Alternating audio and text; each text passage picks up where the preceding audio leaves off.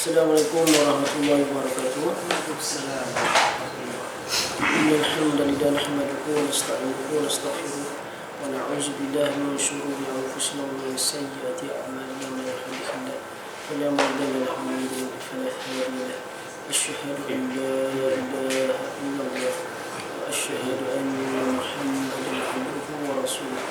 Qala Allah ta'ala fi kitabihil aziz يا أيها الذين آمنوا اتقوا الله حق تقاته ولا تموتن إلا وأنتم مسلمون قال الله تعالى يا أيها الناس اتقوا ربكم الذي خلقكم من نفس واحدة وخلق منها زوجها وبث منهما رجالا كثيرا ونساء واتقوا الله الذي تساءلون به والأرحام إن الله كان عليكم رقيبا وإن أصدق الحديث كتاب الله وخير الهدي هدي محمد صلى الله عليه وسلم وشر الأمور محدثاتها كل محدثة بدعة كل بدعة ضلالة كل ضلالة في النار أما بعد. Alhamdulillah, syukur kepada Allah. Hari ini kita nak sambung sedikit. Sebelum kita sambung kepada surah Ar-Rahman, mungkin kita boleh buat secara ringkas, ulang kaji dia secara ringkas. Mana surah Ar-Rahman yang kita pelajari pada malam dulu. Yang pertamanya Allah mulakan surah ni dengan Ar-Rahman. Ar-Rahman tu bermaksud apa? Murah. Maha murah. Betul.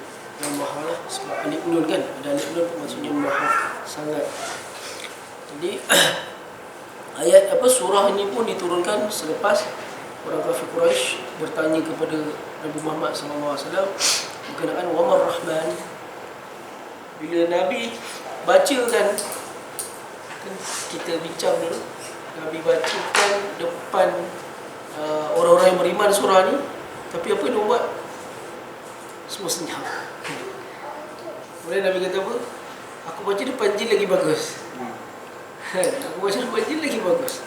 Sebab bila jin aku bacakan depan jin siap boleh berdoa lagi. Bila Nabi bacakan surah Rahman pada jin, Nabi kata dia orang berdoa fa bi ayyi ala'i rabbikuma tukazziban tu, pada ayat tu maka nikmat Tuhan kamu yang manakah yang kamu nak bohongkan, yang kamu dustai. Kemudian jin akan berdoa, ya Allah, jadikanlah kami orang yang tidak bersyukur, orang yang mempersoalkan nikmat mana yang kami dustai. Itu doa para jin. Kemudian satu riwayat lagi mengatakan orang kafir Quraisy ni, Nabi SAW bertanya, bila mereka bertanya kepada Muhammad SAW berkenaan dengan Wamar Rahman. Perkataan Rahman ni bukan satu perkataan yang asing bagi diorang, tapi pertanyaan diorang kepada Nabi Muhammad, ditanya Rahman tu apa? Perkataan Rahman tu bukan yang tak tahu apa maksud perkataan Rahman. Tapi bila Nabi Muhammad sifatkan Allah dengan nama Rahman, dia pun tanya, Rahman tu apa? Ayat ni menceritakan apakah tu Rahman? Bukan ayat, seluruhan surah Rahman ni menceritakan apakah dia Rahman. Sebab surah Rahman ni satu demi satu, kalau kita tadabbur satu demi satu, semua ayat dia menunjukkan nikmat-nikmat yang selama ni Allah bagi pada kita. Dan mungkin selama ni kita pun tak merasai, sebab dia dah selalu bersama kita dah semua nikmat ni. Mana Allah mulakan dengan apa nikmat yang pertama? Allamal Quran. Kamilah yang telah mengajarkan Al-Quran melalui perantaraan Nabi Muhammad SAW yang telah mengajarkan Al-Quran. Yang mana kita bincang pada ayat lepas yang doa daripada Nabi Ibrahim kan, Rabbana wa ba'ath fihim rasulan minhum yatlu 'alaihim ayatihi wa yu'allimuhumul kitaba wal hikmah. Ya Allah, utuskanlah di kalangan orang-orang di sini, selepas dia membina Kaabah tu, dia doa supaya adanya seorang rasul dibangkitkan untuk mengajarkan mereka tentang Al-Quran dan As-Sunnah, hikmah. Yang mana sebelum ni mereka tak tahu mengenainya, yang mana sebelum ni mereka sesat. Jadi Allah jawab doa Nabi Ibrahim tu dengan mengutuskan Nabi Muhammad sebagai perantara yang mengajarkan Al-Quran kepada mereka. Jadi apa yang kita tadabbur pada ayat ni? Siapa ada nota? Apa yang kita tadabbur pada ayat Allamal Quran yang telah mengajarkan Al-Quran? Ada siapa buat? Ada siapa tulis tadi? Allamal Quran yang telah mengajarkan Al-Quran. Kita kata apa nama? Sebagai bahasa. ya? Mengajarkan bahasa tu kan? Bahasa tu Allamahul Bayan. Jadi dia kata Allamal Quran ni yang telah mengajarkan Al-Quran sebagai satu cara mensyukuri nikmat Allah, iaitu nikmat memahami Al-Quran adalah dengan kita memahami dengan apa? Nikmat Al-Quran. Allah kata Al-Quran surah Al-Kahfi tu, Alhamdulillahilladzi anzala ala 'abdihi al-kitaba wa lam yaj'al lahu 'iwaja. Maha sempurna Allah yang telah menurunkan Al-Quran kepada hamba-Nya Nabi Muhammad SAW, wa lam yaj'al lahu 'iwaja, yang mana tidak ada sebarang benda yang sesat, benda yang terpesong dalam Quran ni. So bila dia dah turunkan satu benda yang tak terpesong, benda yang berhidayah, sebagai satu cara, macam saya kata, tadabbur tu adalah perbuatan. So satu perbuatan yang berikut dilakukan terhadap tuntutan ayat ni adalah kita mensyukuri nikmat Al-Quran yang diturunkan kepada umat Nabi Muhammad ni dengan cara membuat aktiviti memahaminya, sama ada membuat majlis-majlis tadabbur seperti ini, ataupun kita luangkan satu masa kita untuk membaca Al-Quran bersama terjemahan. Dan bila kita dah faham satu perkara, hendaklah kita sama-sama menyebarkan apa kandungan Al-Quran telah kita pelajari. Itu adalah tuntutan yang perlu kita buat. Kita membacanya bersendirian atau kita pergi ke kelas, macam kita buat di majlis tadabbur lah. So pergi majlis tadabbur, ini adalah salah satu cara mensyukuri nikmat Allah, nikmat Al-Quran. Kita buat majlis tadabbur, membaca terjemahannya, kemudian mengajarkannya kepada orang lain, kepada anak-anak, menceritakan kandungan Al-Quran yang kita tahu kepada anak dan isteri, kepada sahabat-sahabat, kepada orang yang kita kenal. Itu semua adalah salah satu cara-cara mensyukuri nikmat Al-Quran yang telah diturunkan kepada umat Nabi Muhammad. Kerana seperti yang kita tahu, Allah kata tidak ada sebarang benda yang terpesong padanya. Jadi kita nak tahu tak ada terpesong, kena tadabbur lah. Oh, kita tahu dalam tu mana benda, sebab bila kita Allah kata dia tak terpesong, bermakna dia membawa hidayah. Macam mana kita nak dapat hidayah dari Al-Quran?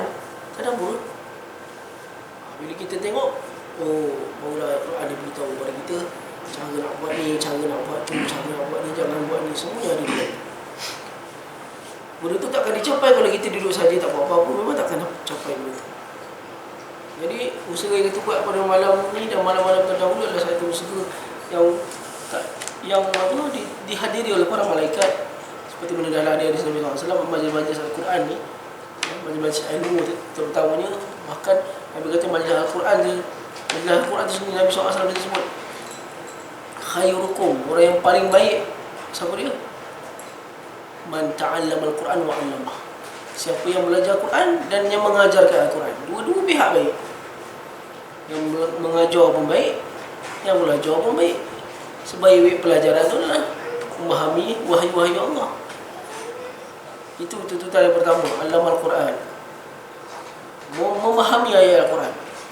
Khalaqal insan. Dia Tuhan yang ajar Al-Quran. Dia juga adalah Tuhan yang menciptakan manusia. Diciptakan manusia daripada asal usulnya daripada tanah. Kemudian generasi selepas tu daripada air mani. Jadi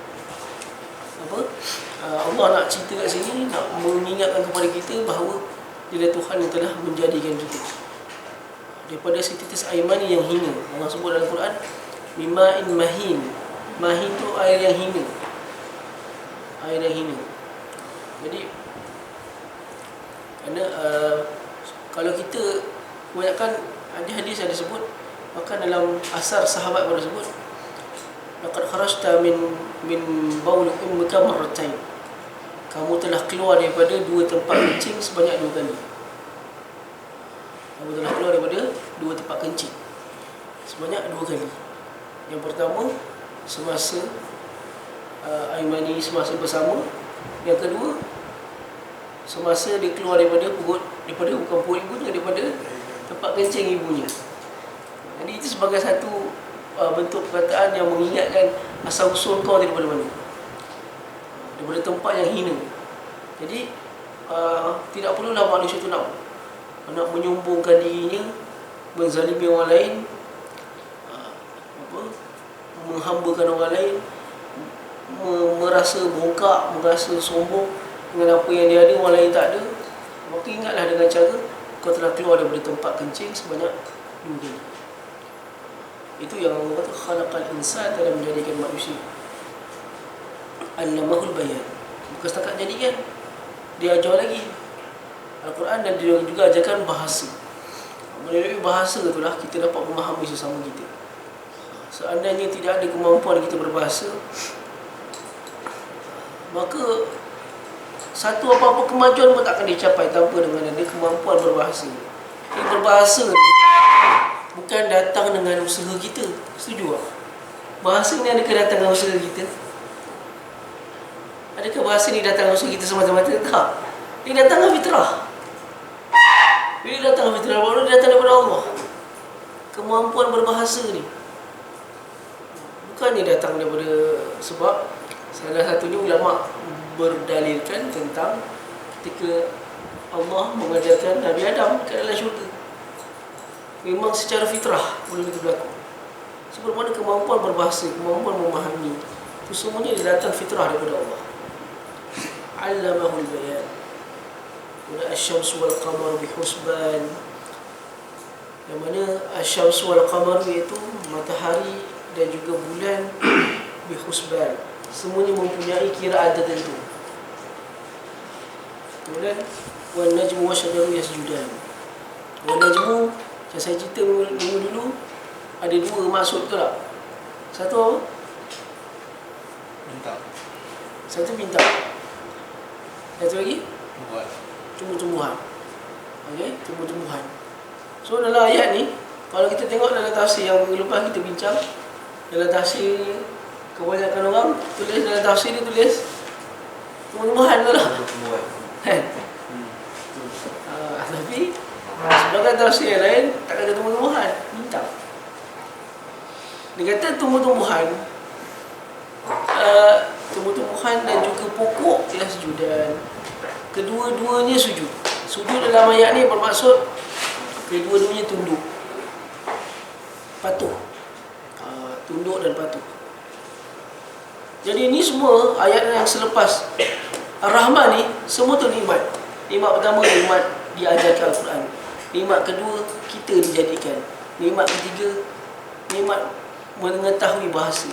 Nikmat keempat, kita dapat nampak matahari dan bulan. Kemudian nikmat kelima, kita nampak pokok-pokok. Kemudian nikmat lagi, was-samaa rafa'aha wa wada'al mizan. Langit yang didirikan, langit yang didirikan, dan kami letakkan wada'al mizan. Mizan tu apa? Timbangan. Orang Arab bila kita sebut timbangan, dia bermakna apa? Kalau ikut orang Arab, kalau kita disebut timbangan bermaksud kecil, keadilan. Dia dimaksudkan sebagai keadilan. Barisan. Barisan. So dia bermakna keadilan. Okey. Wada'al mizan alla tatghaw fil mizan. Janganlah melampau di dalam timbangan. Alla tatghaw fil mizan. Dan kita juga telah bincang pada minggu dulu keadilan di dalam Islam. Apa dia konsep keadilan dalam Islam? Iaitu apa? Meletakkan sesuatu sesuai pada tempatnya. Dan seperti yang kita tengok, apa yang Islam ajarkan, keadilan dalam Islam adalah dia buta pangkat, buta warna kulit, buta segala-galanya. Kemudian seperti dalam hadis Nabi SAW sebut tu, kalau Allah Fatimah tu mencuri, aku akan potong tangannya. Itu adalah konsep dalam keadilan dalam Islam. Dan juga amalan-amalan pemerintah khalifah terdahulu, yang tidak melebihkan, walaupun bangsa Yahudi pun mereka tetap layan seperti manusia lain. Anak menteri ke, anak exco ke kan, anak wazir ke, bila bertemu dengan kebenaran mendepani daripada nama-nama pangkat-pangkat tersebut. Itu apa yang Islam ajarkan. Dan Allah kata wa aqimul wazna bil qisti wa la tukhsirul mizan. Wa aqimul wazna bil qisti. Wa aqimul wazna bil qisti bermakna wa aqimul wazna, timbangilah dengan keadilan. Al-qist. Al-qist ni adalah keadilan. Wala tukhsirul mizan, dan janganlah mengurangi timbangan. Mengurangi timbangan ni termasuk dalam dosa-dosa besar. Mengurangi timbangan ni maknanya luas. Apa-apa penipuan yang dilakukan dengan sengaja di dalam bab muamalat sesama manusia, dalam bab perniagaan sesama manusia, dalam bab muamalat kita sebut apa dalam bahasa Melayu? Perniagaan lah. Apa dah? Bukan kalau kita muamalat macam satu interaksi. Itu pun tak menerangkan lagi tu. Satu bentuk apa? Yalah, aktiviti perniagaan lah kita katakan sesama manusia. Dia luas. Apa-apa benda yang mengurangkan hak manusia lain, dengan sengaja mengurangkan hak manusia lain, maka itulah termasuk dalam larangan tersebut, dalam dosa tersebut. Tak kisahlah. Walaupun kita kata apa?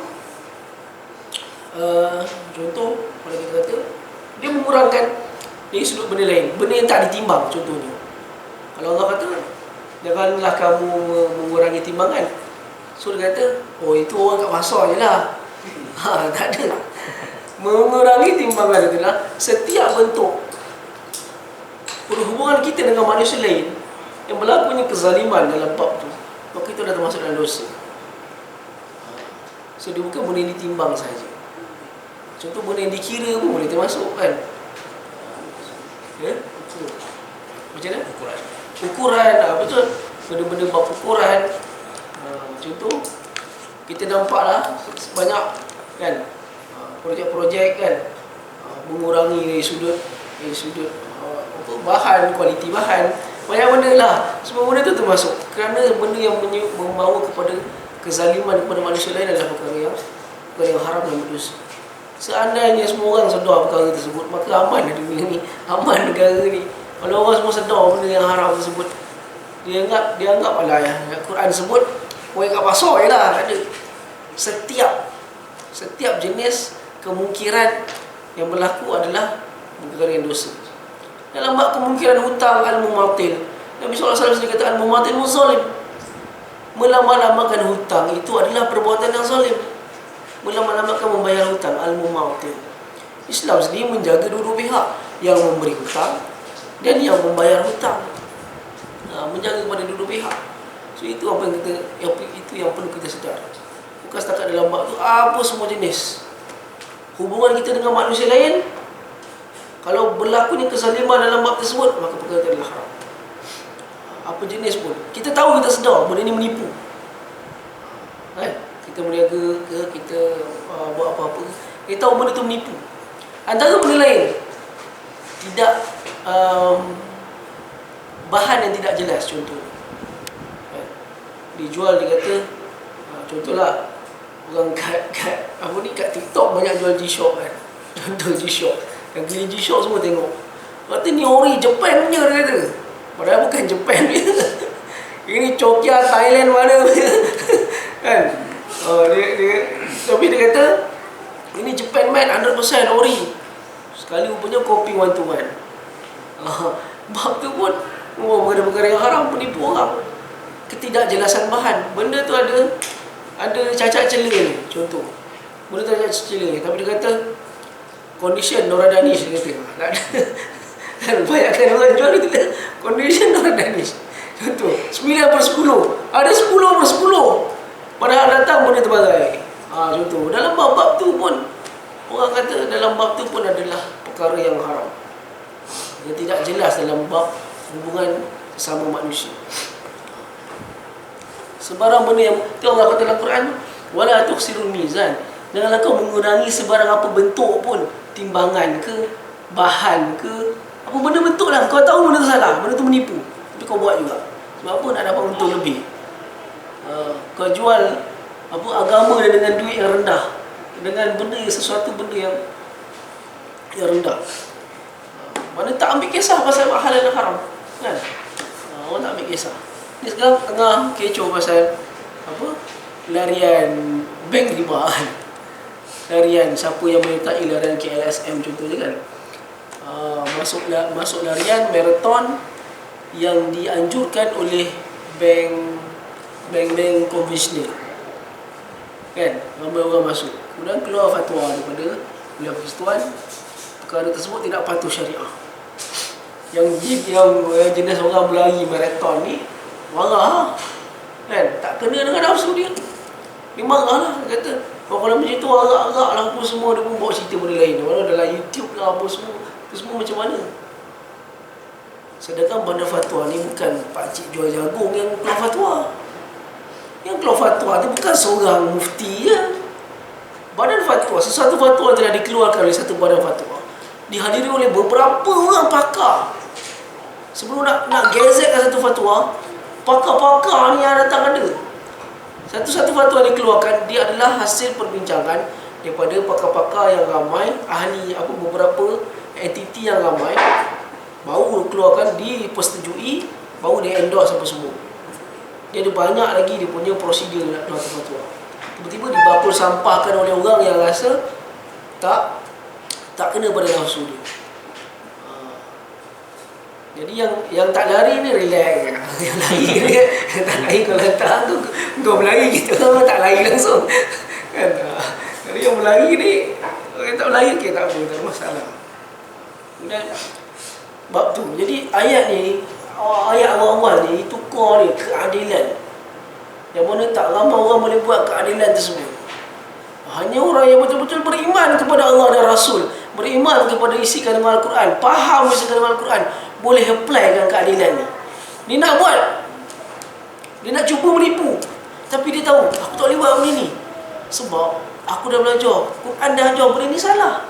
Allah larang buat benda ni. Allah tukhsirul fil mizan. Allah, aku tadabbur surah Ar-Rahman, tapi aku berani langgar bab halal haram, bab mengurangkan hak manusia lain, bab menipu pada hak manusia lain. Aku tahu benda ni salah, tapi aku buat, aku langgar. Orang yang tahu benda tu dosa, benda tu haram, langgar lagi, dia lagi tersuk besar dosa ni. Seperti orang kafir memang langgar, berani langgar benda haram, kan? So Quran beritahu kita benda macam tu. Kau tahu benda tu menipu manusia lain, kau jangan buat. So bila kita tadabbur Quran ni, kita ada benda kita nak pegang. Bila kita berhadapan dengan satu situasi, ada benda yang membuat kita stop, tak nak buat. Seandainya kita tak pergi, kita tak ada apa-apa, tak membuat apa-apa usaha tadabbur memahami ayat Allah, so kita memang akan main langgar je, sebab kita bukan kisah pun. Sedangkan kalau kita tadabbur, kita sendiri faham setiap benda yang kita lakukan atas muka bumi ni, semuanya bakal dipersoalkan oleh Allah besok di akhirat. Allah guna perkataan apa?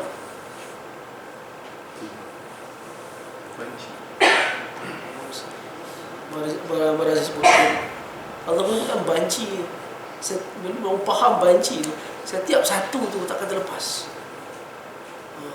Jadi itu pentingnya kita tadabbur.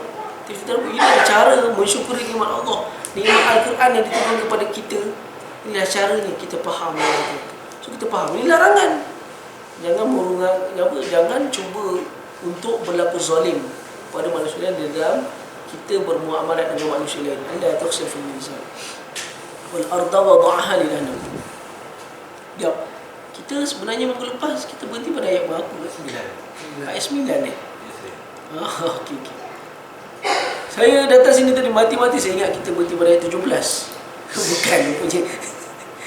Ayat 9. Okey. Wal arda wada'aha lil anam. Dan juga bumi yang telah, bumi ini wada'aha lil anam, yang telah kami bentangkan, kami jadikan. Telah kami, kalau situ diorang terjemahkan apa? Manusia yang lain. Ya? Dan bumi pula dijadikannya rata untuk kegunaan manusia dan makhluk-makhluk yang lain. Okay. Anam apa dia Anam? Anam ni manusia lah. Dan Nabi SAW sendiri diberi julukan khairul anam, sebaik-baik manusia. Anam ni manusia. Tetapi saya tak menolak kemungkinan sebahagian ulama menamakan perkataan anam memasukkan sekali dengan binatang misalnya. Itu saya pun tak boleh nak tolak. Sebab kalau kita baca, kalau kita faham perkataan anam ni memang manusia lah. Manusia kita panggil anam. Anam. Jadi kalau dalam tafsir ini dia memasukkan bukan setakat manusia tadi. Syamil baca sekali dengan makhluk lain kan. Jadi kita tak boleh nak menolak kemungkinan untuk mengatakan dia sebagai makhluk lain. Dan dia kata ini nikmat seterusnya. Lepas dia dah cerita pasal nikmat di langit, okay? Allah dah cerita nikmat di langit dengan apa? Nikmat di langit, nikmat di bumi. Kemudian Allah bercerita pasal dan bumi yang telah kami hamparkan, bumi yang telah kami jadikan untuk kebaikan manusia. Apa dia kebaikan atas muka bumi ni? Kalau kita perasan ayat Quran ni lah antara kitab suci yang banyak cerita pasal kejadian alam. Kalau baca Taurat, saya baca bukan Taurat, the Old Testament dalam Injil, baca the Old Testament, baca the New Testament dalam Bible pun ada ayat tentang alam ni, tapi tak banyak sebanyak apa yang Quran buat. Jadi Quran ni banyak. Sebenarnya ada beberapa ulama mengatakan bila Allah cerita pasal nikmat bumi, nikmat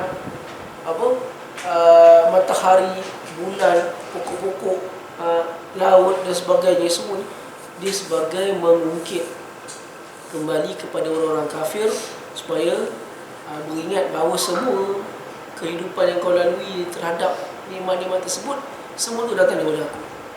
Jadi bila kau dengan sombongnya melawan dakwah Rasul, bertanya kepada Rasul,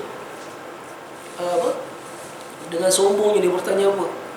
Mata sa'ah, bila nak berlaku hari kehancuran ni? Bila kan dalam Quran selalu sebut orang kafir ni antara soalan dia yang mencabar kerasulan tu, dia akan sebut bila nak berlakunya azab yang selalu kau sebut-sebut. Selalu kau sebut-sebut azab. Kalau lawan kau ni dapat azab, mana bila nak berlakunya azab. Dan Allah akan balas dengan kesombongan, membalas kesombongan dia orang tu dengan mengatakan, oh telah aku jadikan segala nikmat bagi engkau, tapi engkau telah membohongi Rasul, engkau telah memperlekehkan Rasul, telah jadikan kau bumi yang kau pijak, langit yang kau bernaung, unta-unta yang kau beri minum, yang kau makan, semua tumbuh-tumbuhan yang kau usahakan, itu semua nikmat yang telah aku berikan. Itu sebagai satu mengungkit. Sebagai ulama mengatakan mengungkit ni, kalau yang boleh Allah lakukan dalam Al-Quran. Kalau manusia, ada sebagian kata tak boleh mengungkit, sebabkan itu bukan adalah khusus bagi Allah. Tapi sebagian ulama kata tak ada masalah, boleh nak mengungkit ni. Kalau orang tu jadi tak bersyukur, kau mengungkit dia balik. Apa benda yang kau dah bagi, benda kau mengungkit saja. So inilah bagi satu bentuk ungkitan terhadap nikmat-nikmat yang telah diberikan. Sebab dia tanya, fabi ayyi ala'i rabbikum tukadziban. Mana daripada yang dah sebut tadi tu, mana satu nikmat-nikmat yang kau rasa yang kau rasa bohong, yang kau rasa kau tak pernah dapat? Mana satu? Kalau tanya soalan tu, tak ada orang boleh jawab. Mana ada? Kan? Mana ada kita nak bohongkan benda tu semua memang kita dapat. Cahaya matahari kita dapat, cahaya bulan kita dapat, pokok-pokok kita dapat, semua kita dapat. So Allah bertanya, mana yang aku sebut daripada nikmat-nikmat yang tadi tu, mana satu yang kau bohongkan? Mana satu yang kau tak mengaku kau tak dapat? Yang kau mengaku benda tu tak ada, semua tu kau dapat. Nak cakapnya pada manusia. Jadi bila kau dapat, kau balas dengan kesombongan, kau balas dengan langgar benda yang haram. Sedangkan kau dapat nikmat apa? Nikmat kau ada rumah tempat kau nak berteduh, nikmat ada anak-anak, nikmat apa? Segala kesenangan yang Allah berikan, nikmat kereta yang kau ada, nikmat motor, nikmat apa benda semua nikmat yang ada sekeliling kau ni, semua tu yang kau tak ada dusta sebab kau dapat benda semua. Sebab dia tanya fa bi ayyi ala, yang mana apakah kebaikan bumi itu? Fiha fakihatu wan nakhlu zatul akmam. Di dalam bumi itu ada apa? An-nakhl. Fiha fakihatun. Fakihatun kita kata pokok-pokok buah lah. Wan nakhl zatul akmam. Pokok-pokok yang ada kelopak. Akmam ni lah kum. Kum ni adalah kita kata macam ni. Setiap benda yang ada tunas itu kita panggil al-kum. Kum. Kalau mana pokok-pokok yang ada tunas, pokok-pokok ada kelopak, sebenarnya pokok-pokok itu semua. Itulah kami jadikan bumi yang dihamparkan ini kepada kamu untuk kebaikan kamu wahai manusia dan muka segala makhluk. Fiha, yang mana dalamnya ada apa? Fakihatun, buah-buahan. Wan nakhlu, dan juga pokok-pokok kurma, zatul akmam, yang mempunyai kelopak-kelopak, yang mempunyai apa? Tunas-tunas. Wal habbu zul asfi wal raihan. Di antara benda yang ada dalam dunia lagi adalah wal habbu, biji-bijian. Betul. Hab, kalau pada atas hab, biji-bijian. Kalau pada depan hub, cinta. Okey, hab, hub, hib tadi. Hab, hab, kalau kita kata hab, buah biji-bijian. Kalau pada depan hub, cinta. Bila Allah sebut hab, hab ni bijian ada dua perkataan. Satu bijian apa? Al-hab. Satu lagi dipanggil an-nawa. An-nawa. Nawa ni ialah benih. Benih tu kita panggil an-nawa. Wal habbu zul asfi. Biji-bijian zul asfi. Asaf ni kita kata macam kita kata daun. Situ terjemah apa?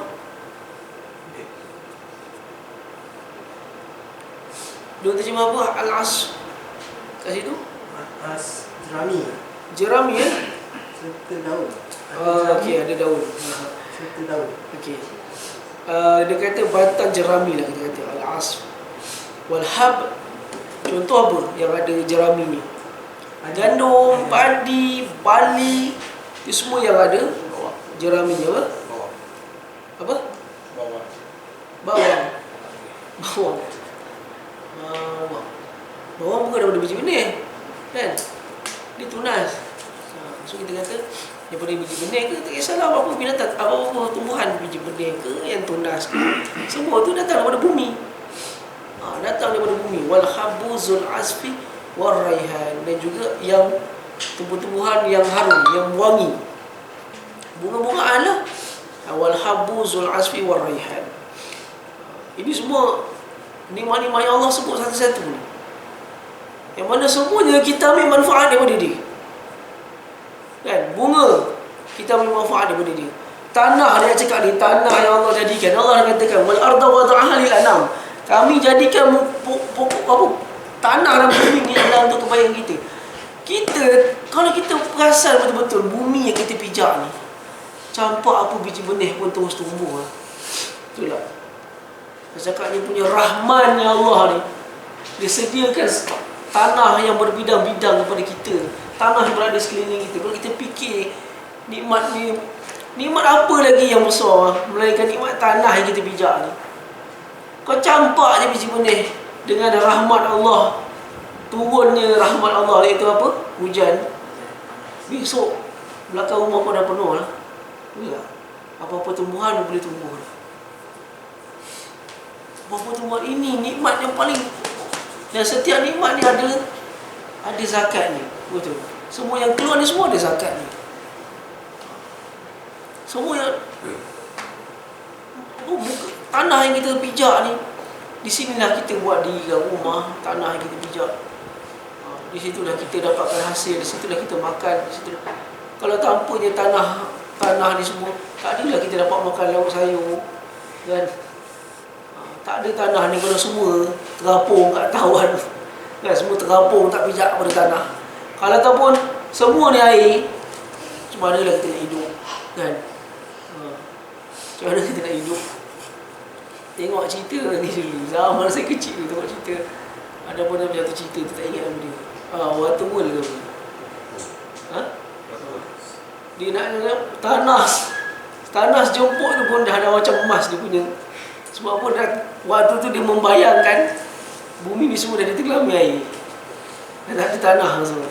Kadang saya terfikir, kalau benda ni betul-betul terjadi, time tu orang kalau tahu orang tu ada tanah dalam pasu pun memang mati kena bunuh orang berebut tanah. Kan?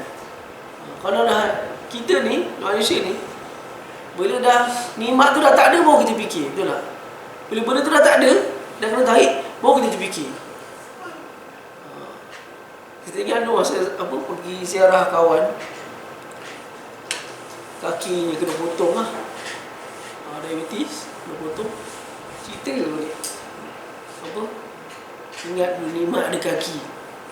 Saya dengar perkataan itu membekas dalam diri saya. Dia sebut teringat dulu nikmat ada kaki. Selama ni aku ada kaki, tak pernah aku pun ada terfikir rasa ni bersyukur ada kaki ni, kan? Dia rasa bersyukur tu datang bila benda tu dah tak ada dah. Allah tarik benda tu baru kita rasa Allah bersyukurnya. Dulu ada kawan tu dia pernah kena COVID yang sebelum kena vaksin. Tapi tak ada vaksin kan, kena COVID. Dia kata nikmatnya dapat tarik nafas yang selama ni nafas tak pernah dia syukur dengan nafas dia ada. Itu bersyukur. Bila dah ditarik baru kita terperasan, baru kita teringat benda tu selama ni ada je dia bagi tu. Bila dah tak ada dah baru kita teringat. Dia kata bumi, bila Allah kata dia mudahkan bumi ni untuk semua manusia, semua benda boleh tanam, semua benda boleh keluar. Bunga-bunga, pokok-pokok yang ada kelopak, pokok-pokok yang ada jerami, pokok-pokok yang ada daun, semua tu Allah jadikan. Semua tu kita ambil manfaat daripada dia. Benar kezatul akbar wal habsul aswarihan. Ini baru mula yang pertama ni, soalan yang pertama, betul tak? Fa bi ayyi ala rabbikum tukadziban. Jadi ayat fa bi ayyi ala rabbikum tukadziban ni refer kepada yang mana? Semua nikmat dia sebut tadi. So sebenarnya dalam ayat surah Rahman ni kita tak boleh tafsir semua maksud dia sama, tak? Kita kena tafsir macam ni. Maka nikmat yang tadi disebut tadi, yang mana kamu destroy? Yang pertama apa? Kita ulang balik nikmat yang pertama apa? Mempelajari Al-Quran. Al-Quran sendirilah, Al-Quran tu nikmat yang pertama. Yang kedua, kita diciptakan tu. Ketiga, bahasa yang kita bertuturkan tu nikmat. Lagi matahari dan bulan. Lagi bintang atau tumbuh-tumbuhan. Lagi langit yang didirikan. Lagi berlaku adil. Kita bincang pada minggu dulu, seolah-olah disebutkan adil kat sini adalah mempelajari ataupun mengambil iktibar daripada keadilan yang berlaku kepada sekalian alam. Alam ni semua berlaku dengan adil. Jadi berlaku adil lah seperti mana alam ini berlaku adil. Seperti mana siang dan malam tak pernah terlewat. Walaupun pada negara yang banyak dia punya benda yang telah ditetapkan, bihusban yang telah ditetapkan, dia tak akan terlewat, dia akan patuh. Time tempat musim dia, time tu dia akan datang tepat pada waktu ni. Yang Allah kata apa? Bulan sekali-kali tidak akan menyaingi matahari. Sekali-kali tidak akan, sebab dia berjalan dengan keadilan. Lepas keadilan tu disebut apa? Bumi yang kita pijak. Kemudian segala yang tumbuh di atas muka bumi ni. Barulah Allah soal, daripada semua tu tadi, mana yang kau dustakan? Ada tak satu nikmat ni kalau kita fikir, macam saya selalu sebut juga, tadabbur tu bukan saja perbuatan, antara lain cara tadabbur apa dia? Kita bersoal jawab dengan ayat yang kita baca. Kita baca balik, kalau aku fikirkan balik semua nikmat-nikmat yang Allah sebutkan tadi tu, ada benda ke aku tak dapat? Ada ke aku tak dapat? Kita fikir, ada ke aku tak dapat? Bumi kau pijak mana dia tak dapat? Kau dapat. Kau dapat pijak bumi ni. Matahari kau dapat tengok. So Allah tanya, daripada banyak-banyak yang semua tu, mana kau tak dapat? Mana kau rasa benda tu semua tak ada? Kita tak boleh nak jawab bila Allah tanya ni. Ni Allah tanya ni, manakah nikmat-nikmat tu yang kau tak dapat? Yang kau kata bohong, mana tak ada. Semua tu kita dapat. Kita nampak depan mata kita. Jadi soalan, kalau kita baca apa-apa ayat Al-Quran, ada satu persoalan yang Allah tanya tentang persoalan, maka nikmat manakah Tuhan yang kamu dustakan? Itu contohnya apa? Kita soal jawab dengan ayat tu. Kalau ikutkan mana yang aku tak dapat lah, contohnya. Ataupun apa-apa soalan dalam ayat-ayat Quran ni kita dengar yang kita bersoal jawab ayat tersebut, kita seolah-olah cuba cakapkan benda tu adalah berlaku pada diri kita. Kalau kesilapan orang selalu dulu, orang selalu dia baca Quran, ni ayat ni kepada orang kafir, ni orang ni lah sibuk tunjuk orang lain. Orang tu dia tak tunjuk pada diri dia. Ayat neraka, ayat pasal orang kafir semua, ni grup ni lah, ni parti ni lah, orang tu lah, orang ni lah. Dia tunjuk semua pada orang. Ayat tu dia tak tunjuk pada diri dia, tak kena langsung pada diri dia. Sedangkan ayat yang kita baca ni tunjuk diri kau dulu. Kau sendiri ada buat tak? Apakah bila Allah cerita pasal semua nikmat-nikmat tu, apa dalam hidup kau yang kau telah tunaskan tuntutan nikmat-nikmat tu semua, apa yang telah kau buat? Contoh nikmat bahasa. Apa nikmat bahasa yang telah kau telah lakukan sebagai cara bersyukuri nikmat Allah? Apa dia? Bahasa untuk kita bertutur kan? Apakah pernah kau dengan bahasa yang Allah ajarkan kepada kau tu, kau mengajarkan kepada orang lain tentang perkara-perkara yang baik? Kau pernah buat tak benda tu? Itu cara tadabbur. Kau fikir balik nikmat tu. Aku pernah buat ke nikmat bahasa ni? Apa benda yang aku dah sampaikan kebaikan kepada orang? Aku mencarut ni banyak adalah. Contoh. Selama ni aku banyak mencarut je. Aku tak ada pula nak cerita benda-benda baik kat orang. Barulah kita faham ayat Quran ni. Barulah ayat Quran tu bersarang dalam kepala. Sebab benda tu, selalu sebut, ingat satu benda, tadabbur itulah bacaan yang berlaku selepas Sadaqallahul Azim. Dah habis Sadaqallahul Azim, dia masih berlaku lagi bacaan tu. Dekat mana? Kepala dia tengah ingat. Itulah tadabbur. Dia masih teringat ayat yang dia baca tadi.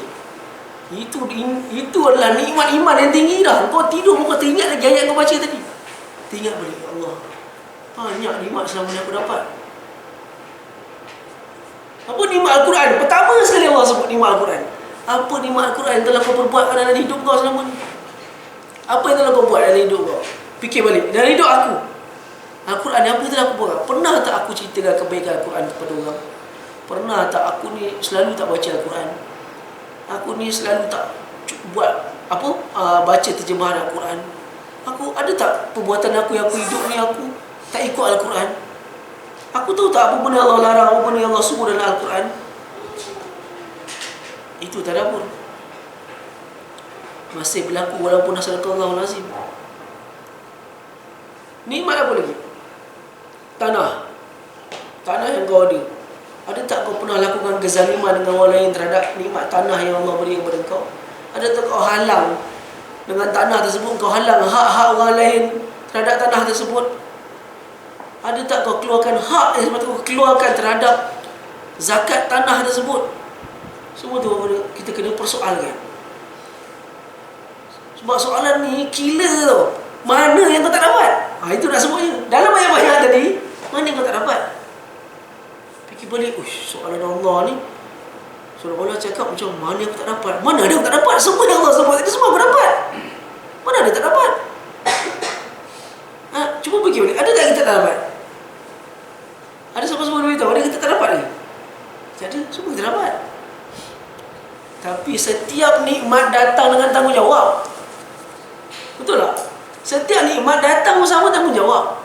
Apakah tanggungjawab dalam kau lakukan dalam nikmat-nikmat tersebut? Was-samaa'a rafa'aha wa wada'al mizan. Semua tu lah. Selama ni Allah sebut apa? Berlaku adil. Cek balik diri kita. Pernah tak hidup aku selama ni aku tak berlaku adil? Adakah saudara mara aku yang masih belum aku bela dia lagi? Kan? Adakah ada tak adik-beradik aku yang aku tak ambil kisah pasal dia?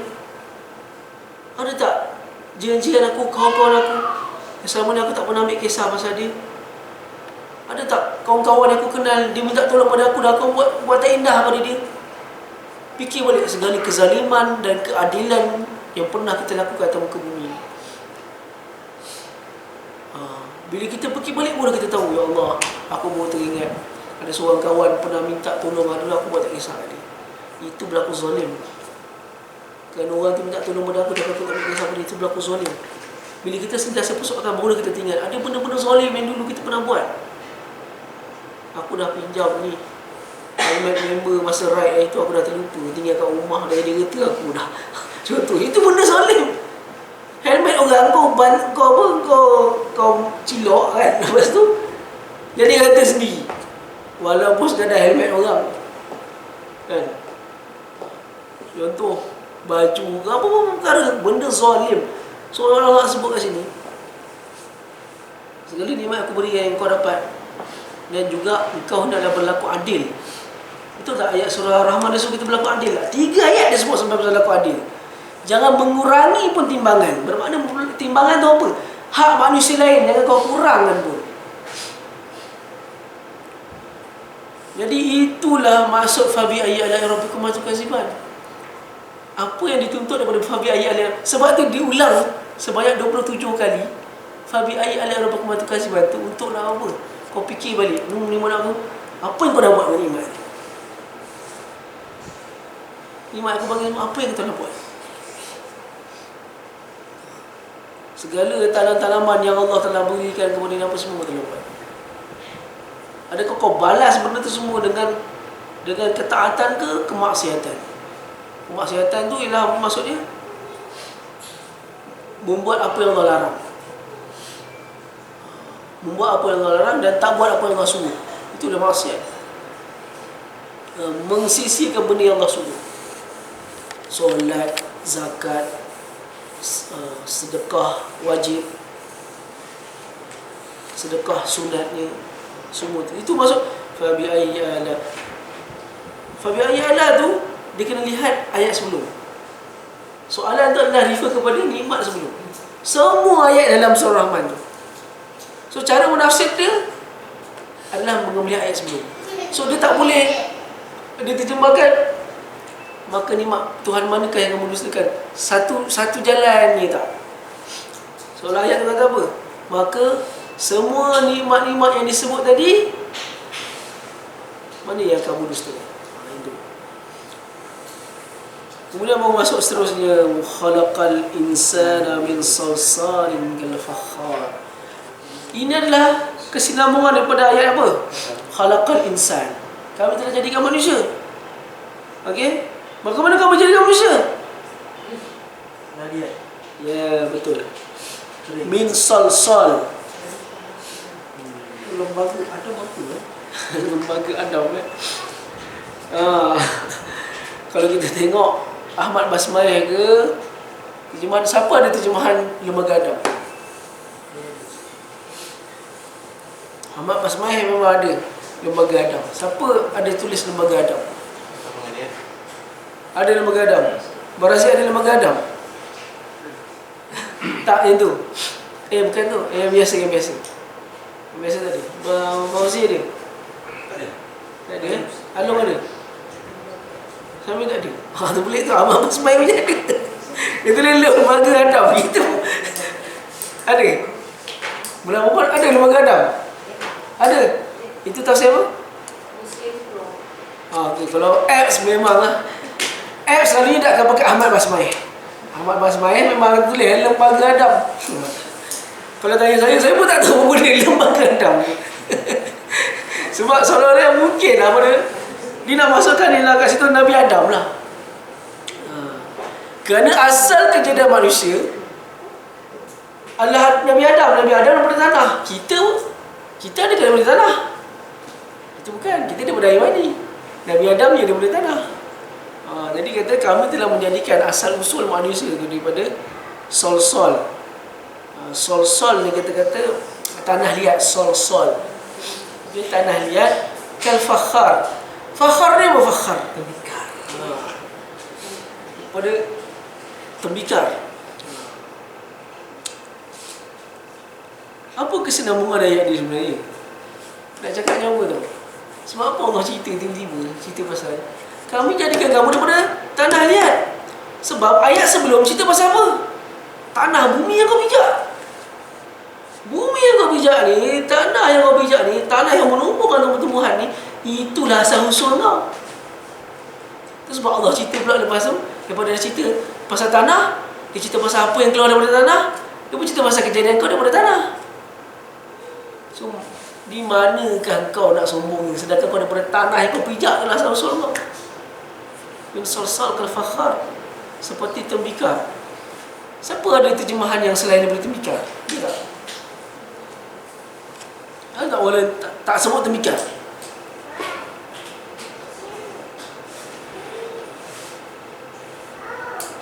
Tak ada, semua sebut tembikar Kalau dalam ni dia kata al-fakhar ni seperti mana tanah yang dibakar dengan api untuk dijadikan tembikar tu dinamakan al-fakhar. Ini tanah yang daripada tembikar. Jadi dalam tafsir yang saya punya ni, tafsir tafsir Arab lah, tafsir Al-Wasit Al-Tantawi. Dia kata sol ni asal tanah liat tu. Kerana apa dia tulis kat sini, sebab apa dia namakan sol sebab itulah nama bunyi dia ketika dia diadun. So Arab ni dia ada banyak bahasa Arab lah. Dia banyak perkataan dia dilihat pada nama bunyi dia. Dan nama bunyi dia. Yang keluar dah banyak kali dengar lah. Contoh perkataan kentut bunyi, kentut tak bunyi tu kan. Itu pun berdasarkan bunyi. Kentut yang berbunyi dia panggil drop. Kalau kentut tu tak bunyi, dia keluar angin, dia panggil silent killer kan. Tahu-tahu bau busuk je. Jadi bau tak ada, apa bunyi tak ada. Padahal member sebelah tahu-tahu bau busuk je. Itu dia panggil fusa. Slow sikit lah. Nama dia ada bunyi angin sikit kan. Fusa. Fusa ni adalah nama kentut yang tak ada bunyi, dia keluar angin je. Tapi kalau yang keluar bunyi darat. Nama pun darat. Memang jenis melepas darat, memang jenis meletup je darat. Jadi dia banyak berdasarkan bunyi. Contoh lain macam tok. La ni setiap yang berkelip-kelip Arab panggil la. Lampu kelip-kelip ni Arab panggil la. Memang panggil la sebab dia la. Macam lepas dia kita akan jumpa satu perkataan Lu'lu' ni mutiara. Lu'lu'. Dulu ada seorang dalam PAS tu, ada seorang doktor tu nama dia Dr. Lok. Asal daripada perkataan tu dia Lu'lu'. Lu'lu' ni mutiara, sebab mutiara ni bersinar, dia lu'lu'. Dia bersinar-sinar. Sebab nama dia lu'lu'. Dia mungkin la. Kalau tersenggut-senggut tok. Dia panggil, kalau kita tersenggut kan, orang jenis apa dengan kuliah macam ni. Itu kita panggil tok. Ada juga orang panggil tak. Dia ada banyak. Dia panggil al-asma' as-sautiyah, iaitu nama-nama di sudut bunyi. So macam apa dia kata, sol ni kerana bila dia ada dia bunyi sol. Mungkinlah sebab dalam kamus Arab sebut dia disebut sol kerana bunyinya bila dia diadun. Apa yang diadun tu? Tanah liat. Sol kal fakhar. Okey, fakhar ni ialah tembikar itu sendiri. Jadi bila disebut wa khalaqal janna min marjin min nar, kita selesai kau fa bi ayyi ala rabbikum tukazziban. Tukazziban tu ada alif nun tak belakang? Alif saya dah sebut dah. Kalau ada alif nun, satu bermakna sangat. Okey, Ar-Rahman ada alif nun kan, itu bermakna sangat. Tapi ada juga perkataan yang ada alif nun kat belakang, dia bermakna dua. Siapa dua dalam ayat tu? Manusia dan jin lah dua. Manusia dan jin. So manusia dan jin, mana nikmat yang bermakna? Seperti mana kita dapat nikmat ni, jin pun dapat nikmat yang sama. Tanah dia bercocok tanam, dia dapat nikmat tu. Cuma kita tak pernah Tengok je kebun ni macam mana. Kalau tengok kan. Saya tengok ada sebuah kalam daripada Hasan Al-Basri ketika dia menafsirkan tentang ayat inni u'idzuha bika wa zurriyyataka min syaitanir rajim. Ketika mana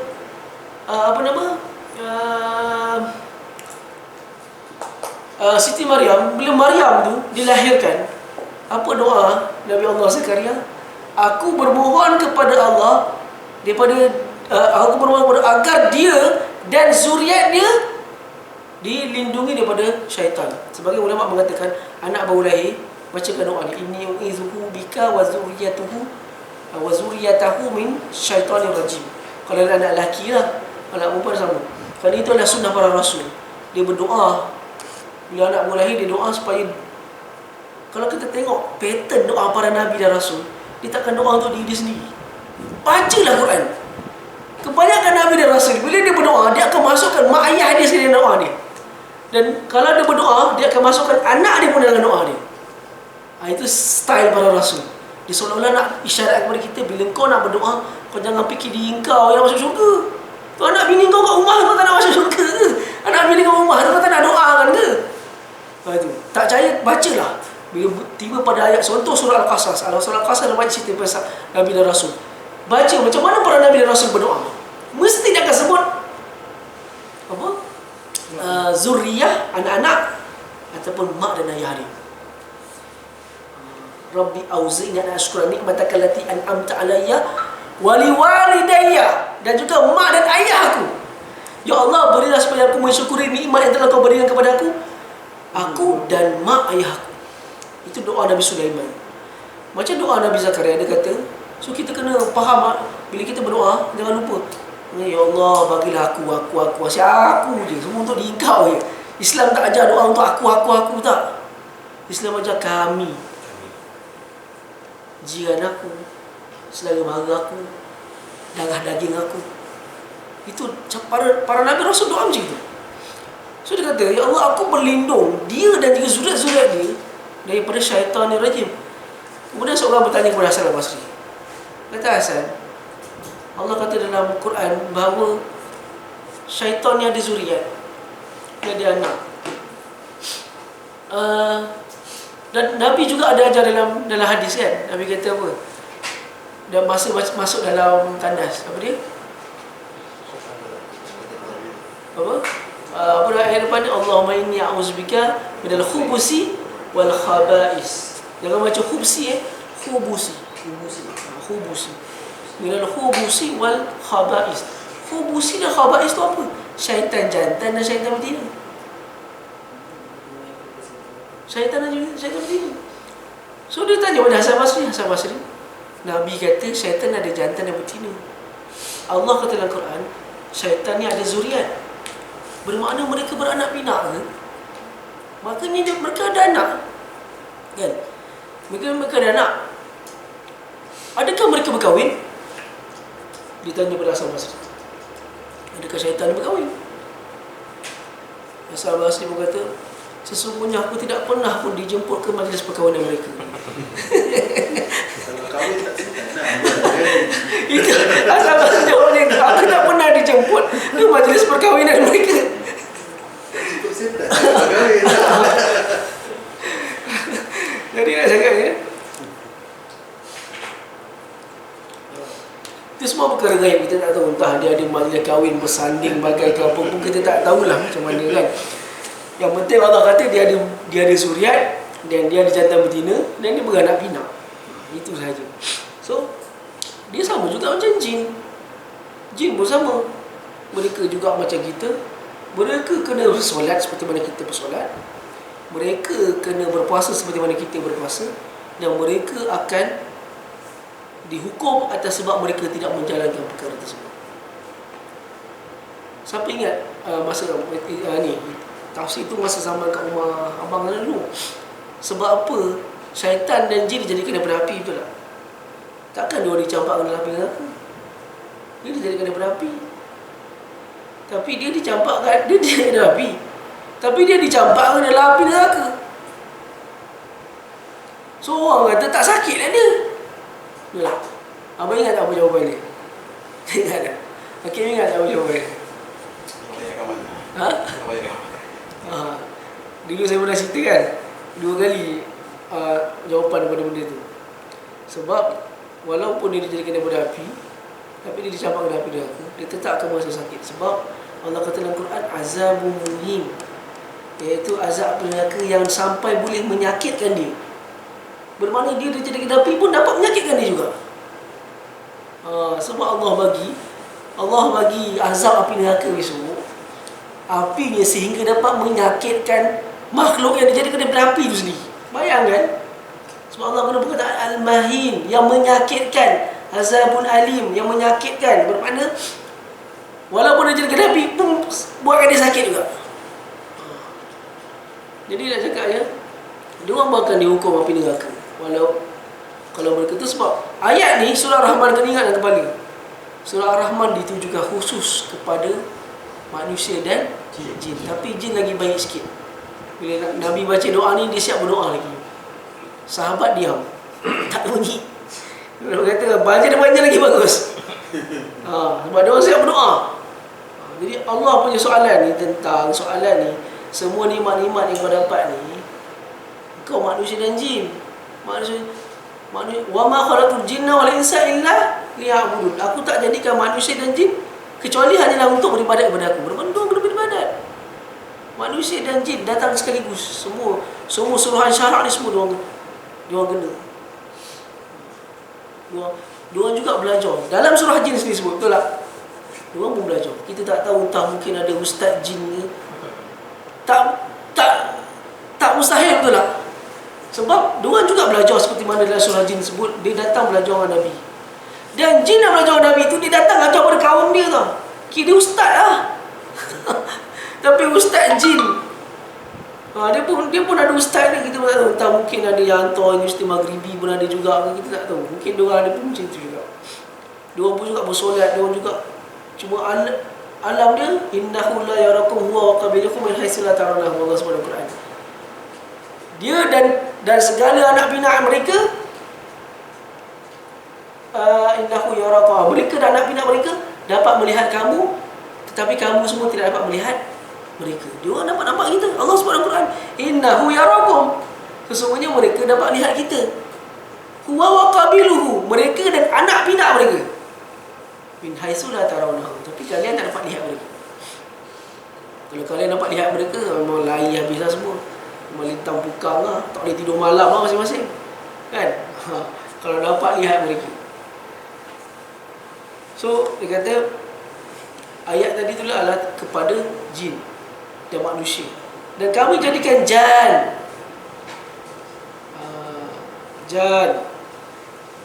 Sana terjemah apa Kami telah menciptakan jin daripada api yang menyala. Kalau saya punya tafsir, api yang menyala. Api tanpa asap. Api tanpa asap Dan dia menciptakan jin daripada nyalaan api tanpa asap. Ada sesiapa api tanpa asap? Ada? Siapa apa? Dan dia telah menciptakan jin dari lidah api yang Lidah pula. Siapa ada terjemahan lidah? Ada? Ada lidah. App kalau app ada lidah juga. Ni bukan app, ni yang betul. Oh, yang betul lidah. Okey. Dia bukan app. Okey, dia tulis lidah kan. Apa kata? Asap. Apa ada asap? Dia tak ada asap. Yang ni lagi satu bertafsir menciptakan jin dari api yang sangat menyala. Okey, api yang sangat menyala bagi saya betul teruslah. Tak ada masalah lah. Api yang menyala, tapi bila ditambah macam Amelia tadi sebut, tak ada asap. Buffalo sebenarnya ada asap pula. Tanpa asap, sorry. Tanpa asap. Oh, tanpa asap. Okey, tanpa asap. Bang ni, Bang Razif apa? Sama, tak ada asap. Okey, kalau apps mungkin dia sebut lidah api betul. Dalam apps dia lidah api. Itu mesti dari ujung lidah api. Lidah api, ya betul, lidah api. Sebab dia nak sebutnya marij. Marij ni itu sebab dia terjemahkan marij itu sebagai lidah. Kalau kita tengok marij ya,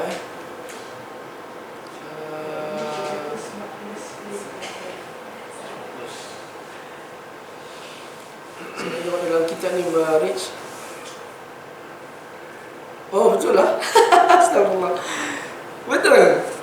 Dalam atas saya pun sebut Marij itu adalah millah bil khalis la dukhana fi. Api yang tidak ada asapnya. Betul. So api yang tidak ada asap. Atau memang ikhtalafa ba'dahu bi ba'dhin min al-lahab al-ahmar wa ghayr al-ahmar. Marij ni apa marij? Sebab kita akan jumpa muta'am marij lepas ni tau. Wa marajal bahraini yaltaqiyan. Marij ni maksud dia yang bercampur. Kita panggil marij. Apa kaitan dengan api? Kerana dalam ni maksudnya api yang warna merah campur dengan api warna hitam, campur dengan api macam-macam warna, dia jadi api yang sangat panas. Bermakna api yang bercampur-campur. Api yang bercampur bau. Itu maksudnya marij. Kami jadikan jin daripada api yang bercampur-campur, bercampur bau. Fabi ayya, kemudian ni pun kata, maka nikmat Tuhanmu yang manakah yang kalian, yang kamu berdua dusta kan? Okey, sekarang saya nak tanya. Soalan dia ni, dia refer kepada nikmat yang mana? Penciptaan manusia dan jin. So kita akan cakap, maka nikmat penciptaan kamu, yang manakah yang kamu dustakan? Kalau kita baca tafsir pun dia akan cakap macam tu. Menafsir ayat soalan ni adalah berdasarkan nikmat sebelum. Jangan dia semuanya sama je tak. Okey. Okey, seterusnya. Rabbul masyriqaini wa rabbul maghribain. Rabbu ni kita kata Tuhan. Al-masyriq, masyriq ni lah timur. Yanun kat belakang menunjukkan dua. Dia adalah Tuhan yang mentadbir dua timur, wa rabbul maghribain, dan juga Tuhan yang mentadbir dua di barat. Dia kata rabbul masyriqaini wa rabbul maghribain sebab ada yang mengatakan bahawa dua di timur, dua di barat itulah pada musim. Dua di timur kata musim apa? Musim panas dan juga musim dingin. Ada yang tulis? Siapa ada tulis? Tak ada? Ada? Abang yang ada. Ada yang mengatakan bahawa dua kat situ adalah musim.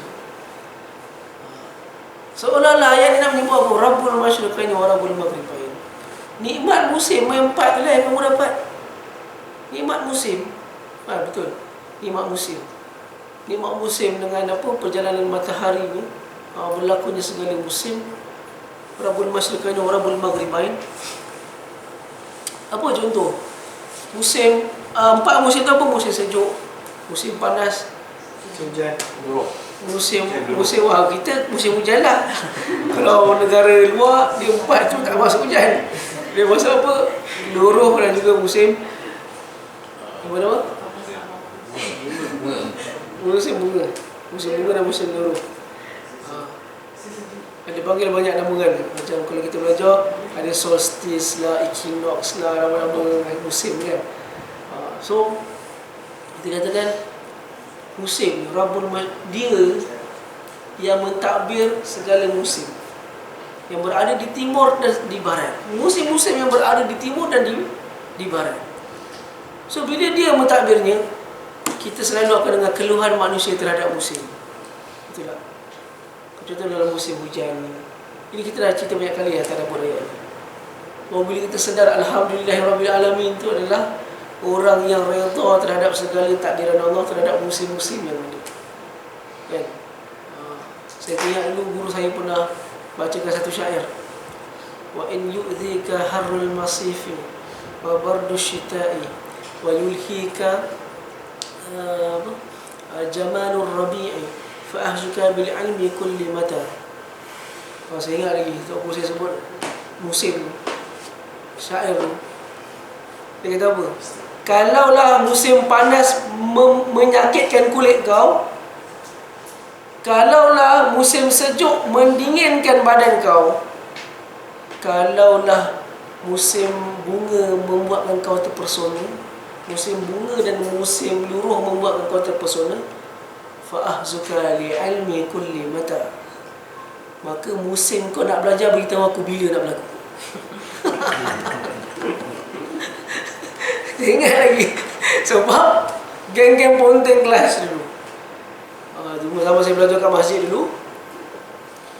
Yang setia dengan Syekh adalah yang Melayu dengan yang Arab dengan Senegal.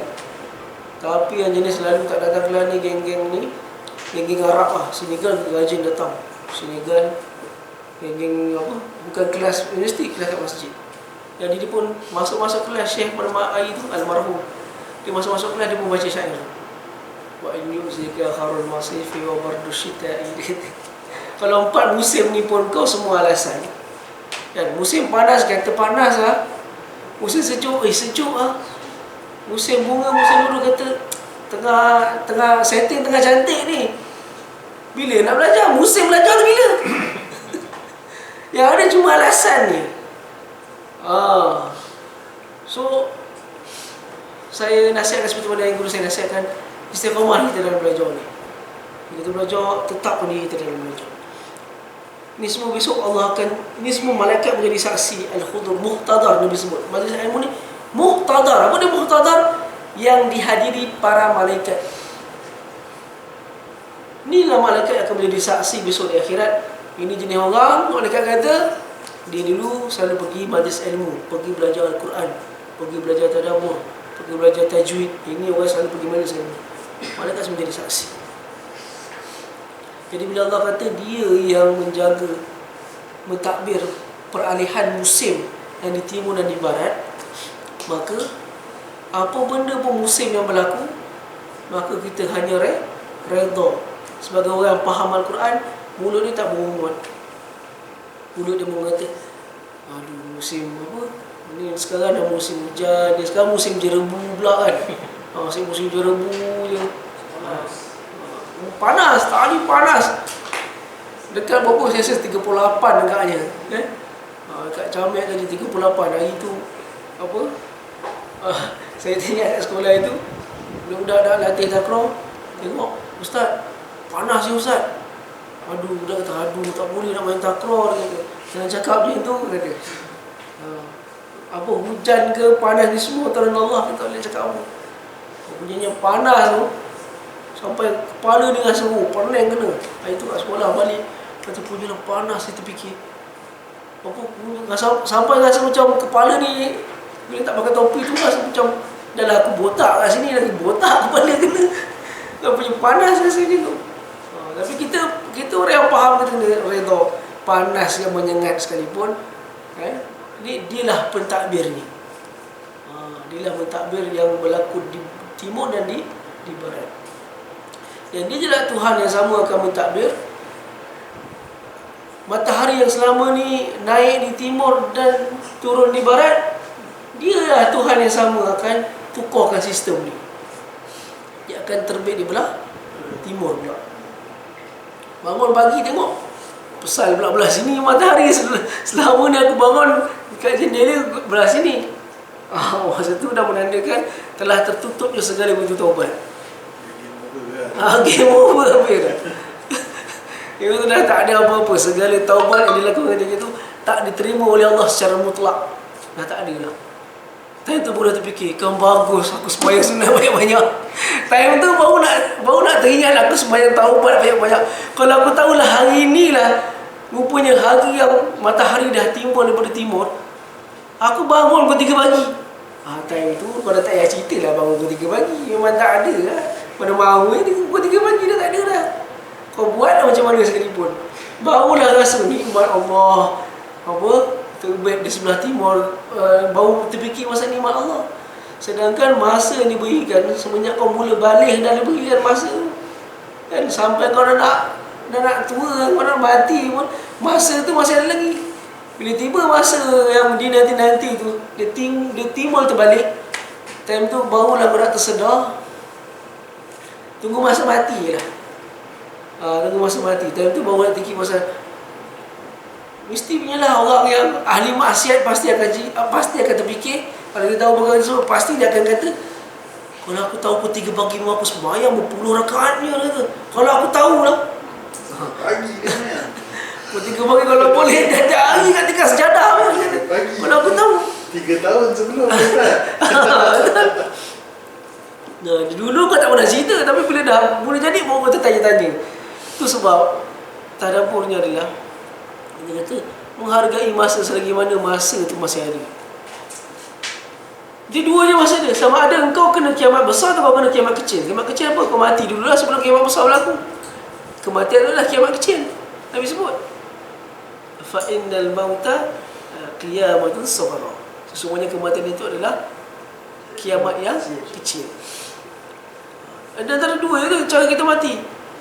Dan kita pun tak tahu bila kita mati dan di bumi mana kita mati dan bagaimana cara kita mati. Tak tengah semayang ke? Belum tentu tengah semayang orang mati tengah semayang tu masuk syurga. Belum tentu. Betul. Ingat, kita hanya boleh sebut sangka baik kita kepada Allah. Kita hanya boleh sangka baik kepada dia, si mati je. Katakan semoga dia mati dalam keadaan solat itu, dalam keadaan dia husnul khatimah. Tapi nak kata dia masuk syurga disebabkan dia mati dalam keadaan itu tak boleh nak cakap. Tak boleh nak cakap. Sebab hal Allah kata dalam surah Fatihah apa? Malikiyah. Itu maksudnya apa? Syurga dan neraka semua di bawah kuasaan Allah. Kita boleh sangka baik. Kita tak boleh nak kata ahli syurga ni semua, tak boleh. Ataupun orang tu mati dalam keadaan apa?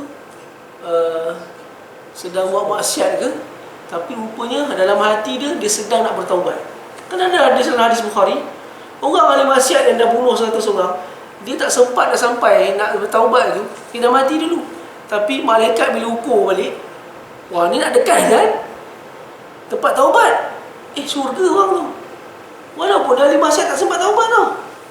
So itu bukan urusan kita. Kita tak boleh nak cakap. Kita tak boleh nak kata apa? Mati dalam keadaan itu sebab ramai orang tanya, ustaz betul ke mati pada hari Jumaat tidak ada siksa kubur? Itu datang daripada mana benda tu semua kan? Kita pun fikir, siapa yang cakap benda tu? Kita tak tahulah. Ada ustaz kata, kalau kita cek balik, memang tu berasal dari hadis palsu. Memang ada hadis palsu yang sebut mati hari Jumaat tak ada siksa kubur. Siksa kubur tu tak ada langsung. Wah banyak cantik. Tak ada langsung. Tak ada. So kita kata apa? Kita tak tahu bagaimana kita mati. So kita harap, saya sebut dulu, Nabi sebut dalam hadis apa? Doa apa? Doa setiap hari dengan doa apa? Salul jannah. Selalulah doa masuk syurga. Benda yang paling senang. Selalulah kau doa kau nak masuk syurga. Doalah doa kau masuk syurga. Nah, doa apa lagi? Doa supaya mati dalam keadaan husnul khatimah. Mati dalam keadaan aku sudah pun siap bertaubat segala dosa-dosa lalu. Segala hak-hak manusia aku telah tunaikan. Segala hutang manusia telah aku langsaikan. Bila aku mati dalam keadaan tu, boleh minta doa. Sebab apa? Benda boleh kan? Benda boleh. Jadi boleh minta.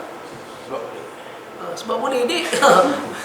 Mintalah. Rabbul masyriqain wa rabbul maghribain. Kemudian Allah tanya, fa bi ayyi ala'i rabbikuma tukaziban. Sekarang ni nikmat yang mana Allah maksudkan? Nikmat musim, peralihan musim yang berlaku di timur dan barat. Nikmat peralihan musim. Kita kan baru rasa macam ada tempat tak ada jumpa waktu malam, betul tak? Kan? Belah-belah kutub utara tu, masa siang dia lebih panjang daripada waktu malam. Dia pernah berlaku waktu malam ni hanya sejam ni. Yang lain semua adalah waktu siang dia. Pukul 3 pagi terang menerang mata. Kalau kita pergi sana, memang dah terjelupuk tidur dah 3 pagi kot. 3 pagi terang menerang. Sana. Jadi dia kata, tu nikmat peralihan musim tu. Nikmat mana yang kau nak dustakan? Marajal bahraini yaltaqiyan. Marajal bahraini yaltaqiyan. Maraja, sebab apa tadi maraja? Bercampur. Bercampur dua laut, marajal bahraini yaltaqiyan, bertemu kedua-dua laut. Bertemu kedua-dua laut. Apa dia kedua laut yang bertemu tersebut? Laut Mesir. Ya betul. Laut Masin dan juga laut Tawar. Tawar. masin dan laut tawar tu bertemu. Okey, bertemu. Keadaan laut bertemu ni ada dalam surah Kahfi. Betul tak? Apa dia? Siapa ingat? Allah kata pada Nabi Allah Musa, nak jumpa Khidir kat mana? Tempat bertemunya dua laut. Air tawar dengan air masin. Itu yang Nabi Musa patah balik kan? Sebab Allah kata dengan dia, masa dia duduk rehat tu, dia tanya bekal kan? Sekali rupanya bekal dia, Yusha' bin Nun punya pembantu dia dah nampak bekal ikan tu dah masuk balik dalam laut. Sebagian ulama menafsirkan, mentadaburkan ayat itu, Allah nak menunjukkan kepada kita bahawa yang mati boleh hidup balik itu adalah benda yang boleh berlaku. Seperti mana ikan yang telah jadi masuk dalam bekal. Kalau dah masuk bekal, tanta dah digoreng, tanta dah dibakar, masuk balik dalam laut. Dan kalau kita tengok ini misteri Nusantara dah kita katakan, masuk balik. Di kat mana dia masuk? Di tempat pertemuan dua laut. Kerana Allah kata kepada Nabi Allah Musa, kau nak jumpa kita di tempat pertemuan dua laut. So Yusha' bin Nun jumpa kejadian ikan yang masuk balik dalam laut tu di tempat pertemuan dua laut. Jadi pertemuan dua laut yang Allah sebut, yang masin dan yang tawar bertemu. Siapa yang mancing ikan tahu lah kan? Orang yang mancing ikan tahu lah, nampak dua tu bertemu. Tapi apa? Bainahuma barzakhun. Barzakhun ni apa? Pemisah. Bercampur. Itu dia tak bercampur. Okay, barzakhun asal maksud dia Tak ada. apa yang tak ada?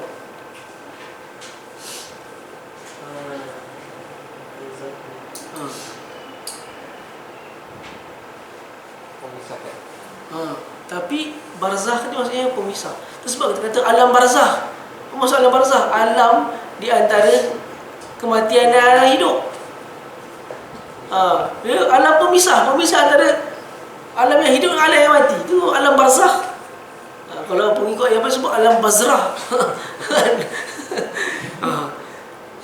Itu alam bazrah dia kata, bukan bazrah, barzakh. Barzakhun lah yang bagian. Walaupun dia bertemu, tapi di antara pertemuan itu adanya barzakh, pemisah, la yang bagian. Kedua-duanya tak nak saling bercampur. Betul tak? Tidak melampaui sepadan. Tak nak bercampur lah. Kalau kita tengok, kalau orang biasa ada tengok pergi laut, dia akan nampak warna biru dengan warna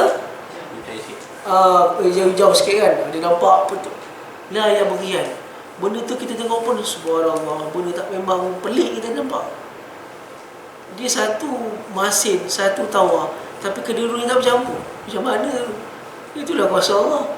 Allah sendiri sebut dalam Quran, marajal bahraini yaltaqiyan. Kedua-dua ni bertemu. Bainahuma barzakhun la yang bagian. Di antara keduanya ada pemisah yang mereka keduanya tidak akan bercampur. Sekarang ni Allah tengah cerita pasal nikmat apa? Lepas dia cerita pasal nikmat bumi, dia cerita pasal nikmat kejadian, dia cerita pasal nikmat musim. Lepas dia dah cerita yang berada di langit, yang berada di bumi, dia cerita yang berada di laut. Ini ayat yang mula dia. Dia cerita pasal di laut yang tidak bertemu, nikmat. Kemudian Allah tanya, nikmat mana yang kamu dustakan? Bermakna nikmat apa? Laut yang tidak bertemu. Masin ada. Masin memberi manfaat apa? Garam. Dan juga hidupan di dalam laut. Yang tawar pula apa? Air yang tak masin lah kan? Dan ada juga hidupan di dalam. Ada hidupan di dalam. So itu sebab adanya ikan sungai, adanya ikan laut, betul? Ada ikan sungai, ada ikan laut. Semuanya ada hidupan. So Allah tanya, kau mancing tak? Ini nikmat mana yang kau rasa kau tak dapat? Kalau kau mancing 10 tahun, pernah ke 10 tahun kau tak dapat? Kan kalau kau bukan kaki pancing, pancing beginner pun, kan. Saya beginner memang bukan jenis kaki pancing. Ada memang ajak pancing kita ngikut. Nak pasang mata kail pun tak tahu. Memang beginner betul lah, ngikut-ngikut je. Dalam pada beginner tu pun kalau campak joran, ikan yang kecil besar ni pun boleh dapat lah. Yang tak pandai, kita bukan pandai nak jiggling ke nak apa ke, bukan kita tahu. Sebab kita bukan kaki pancing. Tapi kalau tak kaki pancing pun paling joran, dapat ikan yang besar ni pun boleh dapat lah. Betul tak? So nikmat mana yang kau dustakan? Nikmat mana kau rasa kau tak dapat? Tak ada. Memang kau dapat nikmat tu. Laut, kan? Dengan laut ni, ketiganya Allah akan cerita pasal apa? Walahul jawarul munsya'atu fil bahri kal a'lam. Inilah pasal kapal. Pasal kapal. Okey? Walahul jawarul munsya'atu fil bahri kal a'lam. Ha? Ha? Apa yang terlajak? Ha? Oh, okey. Lu'lu' wal marjan. Saya pun sebut tadi lu'lu' wal marjan. Sekarang saya nak tahu, semua orang punya terjemahan marjan apa dia terjemah? Marjan. Marjan. Itulah. Okey, ada orang tak yang tafsir dia ada tafsirkan marjan tu apa? Abang Farid tu tulis apa? Sama mutiara dan marjan. Syami? Marjan. Along? Sama? Marjan ni dia tak terjemah kan? Sama Tapi dia ada mutiara putih. Mutiara putih. Okey, itu rare tu tak pernah dengar tu. Ada? Amelia ada? Tak terjemah marjan. Kak Zuraida? Tak ada. Kak Barazid? Mutiara kecil. Itu betul. Kalau dia pakai belum kasir. Tak, ni dulu kitab first je. Siapa? Lu'lu' wal marjan ni dulu kitab first je. Kitab Marjan. Dia cakap dulu. Al-Lu'lu' wal Marjan. Kitab Lu'lu' wal Marjan. First saya baca. Oh, so ada ustaz. Dia memang ada tulis kat definisi. Dia kata apa? Mutiara kecil. Mutiara kecil. Kalau kebanyakannya dia tak terjemahkan sebab apa dia tak terjemahkan? Sebab sama je. Lu'lu' tu marjan lah. Tapi beza dia apa? Saiz. Dia beza saiz je. So Arab macam tu. Benda yang sama tapi beza saiz, dia akan berikan nama yang lain. Mutiara yang kecil. Betul. Ada tulis? Tak ada lah. Tak ada. Itu sebab dia orang tak terjemahkan. Kerana bendanya sama. Cuma saya pun heran, kenapa dia tak buat bracket mutiara kecil lah. Boleh je nak buat kan kalau dia nak tu. Tapi saya pun tak tahu kenapa dia orang tak terjemahkan. Di bahasa laut memang gitu. Saiz lain-lain memang. Ikan memang tentu. Betul juga. Kecil banyak tanda. Besar rumah. Ikan memang tentu. Oh, Kecil 9, besar memang. betul. Betul itu. Kalau kita pun bukan kaki pancing, kita tak tahu mak tu. Macam mana boleh beritahu betul lah. Lain saiz, lain namanya. Lain saiz, lain nama. Betul lah. Sebab marjan dan lu'lu' tu sama saja, dia tetap mutiara. Beza saiz je. Bila dia besar, Al-Alusi pun sebut benda yang sama. Saya tengok dalam kamus Arab pun dia pun sebut. Sebut lu'lu' adalah mutiara, marjan adalah yang kecilnya, dia kata. Sebab dia tak terjemah. Okay, sekarang dalam laut. Pertama, perbezaan masin dan tawar. Nikmat tak? Anda kata bercampur menjadi yang tawar tu menjadi masin. Okay. Kedua, dalamnya ada apa? Mutiara kecil dan mutiara besar. Nama dia lu'lu' tu maksudnya yang bersinar-sinar. Yang ketiga apa? Al-Jawar. Betul tak? Okey, Al-Jawar. Jawar ni apa? Kapal. Walahul jawar munsya'at. Okey. Yang berlayar di laut, yang mana layar dia ni macam kita kata apa? Benar. Al-alam. Alam ni memang gunung lah. Alam dia memang gunung. Tapi kalau a'lam, gunung ganang, maksudnya dia besar macam gunung. Sebab apa? Bayangkan benda besar macam itu tak tenggelam. Betul tak? Dan kapal tu apa? Kapal ni apa jasa dia? Allah kalau ungkit balik dalam surah lain, cara dia Allah ungkit nikmat kapal ni, kapal itulah yang telah membawa tok nenek kau masa zaman banjir Nabi Nuh tu. Kalau tak Allah tak selamatkan tok nenek kau dalam banjir Nabi Nuh menggunakan kapal, umat manusia ni semua dah habis. Habis dah umat manusia ni. Sebab banjir yang berlaku, kalau banjir Nabi Nuh, saya tengok dalam Netflix, dia cerita pasal banjir Nabi Nuh ni mengikut semua agama. Dia tengok dalam Islam, dia tengok dalam Bible, dia tengok dalam Torah ataupun Tanakh, dia tengok dalam kitab-kitab Samawi, dia tengok dalam Hindu, Buddha. Semua agama merekodkan kejadian ini. Sampai ke dalam Veda pun dia sebut pasal apa nama ni? Banjir yang besar. Allah kata, kapal yang kau naik tu, itulah kapal yang dulu bawa tok nenek kau masa zaman Nabi Nuh dulu, yang selamatkan tok nenek kau. Dan supaya ni kau semua ada disebabkan jasa kapal tu lah, nikmat kapal tu lah. So, pertama, laut nanti bertemu tapi tidak bercampur. Yang kedua, di dalamnya ada mutiara yang berbagai saiz lah kita sebut. Yang ketiga apa? Kapal. Kapal. Tapi kalau kita tengok ayat tu, setiap satu nikmat di laut tu, semua Allah balas dengan mana satu yang kau tak dapat, betul tak? Mana satu ke? Semua nikmat. Kalau kita nak cerita pasal laut ni adalah makhluk Allah yang berjasa besar daripada zaman dulu lagi. Kalau kita kata umur dia dah berjuta tahun, setuju tak? Umur dia dah berjuta tahun. Pertama, laut ni membantu utusan Allah. Ketika mana apa? Contoh Allah menenggelamkan Fir'aun dan juga pengikut dia. Wa isfaraqna bikumul bahra fa'anjayna ala fir'auna. Dan telah kami pisahkan laut tersebut, kemudian kami selamatkan kalian. Lalu kamu sendiri fa'anjayna fa'aghraqna ala fir'aun, dan kami telah tenggelamkan keseluruhan keluarga Fir'aun kat situ bersama dia. Fanabaznahu wa junudahu fil bahri, kami telah campakkan mereka ke dalam laut, bermakna mati mereka dalam laut. Itu jasa laut ni, membantu utusan Allah dalam menenggelamkan musuh dia. Diikut bagaimana dia boleh terbelah. Sebab Allah bagi Nabi Musa apa? Tongkat kan?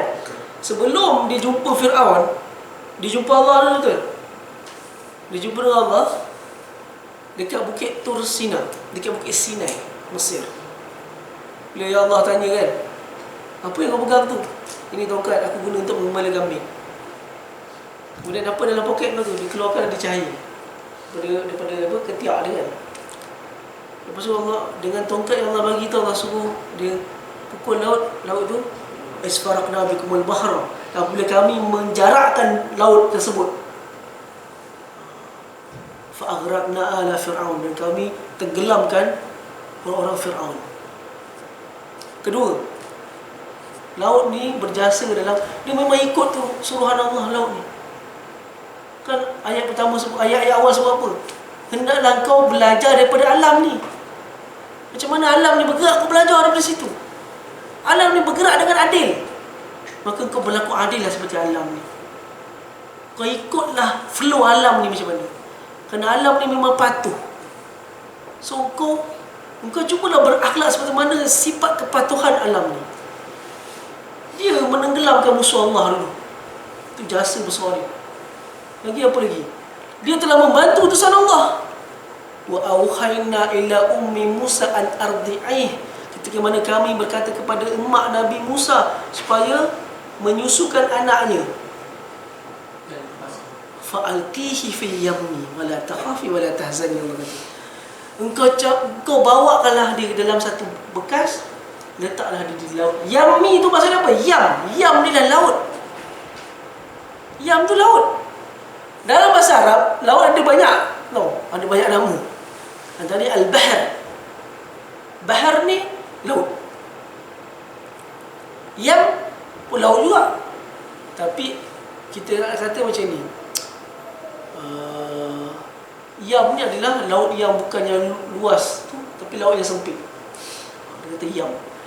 Allah, laut itulah yang telah berjasa tidak menenggelamkan Nabi Allah Musa. Itulah ditakdirkan laut yang mengikut perintah Allah tu, Allah kata letaklah fa'alqihi fil yammi, letaklah Nabi Allah Musa yang masih kecil tu dalam laut, dan dia hanyut ke mana? Tempat permandian Fir'aun punya bini, betul tak? Bini punya Fir'aun semua tengah mandi, kat situ dia terhanyut. Kemudian dia ambil budak tu, kemudian dia nak ambilkan budak jadi anak angkat. Padahal dia tak tahu budak yang dia dah bunuh tu semua, ini nak menjahanamkan dia. Kan dia bunuh anak lelaki. Sebab ada dia punya pendeta, dia kata berdasarkan mimpi kau, ada seorang budak lelaki daripada kaum Yahudi yang akan hancurkan, yang akan gantikan kau daripada tahta. Dia punya takut, dia bunuh semua anak lelaki. Anak perempuan dia biarkan hidup.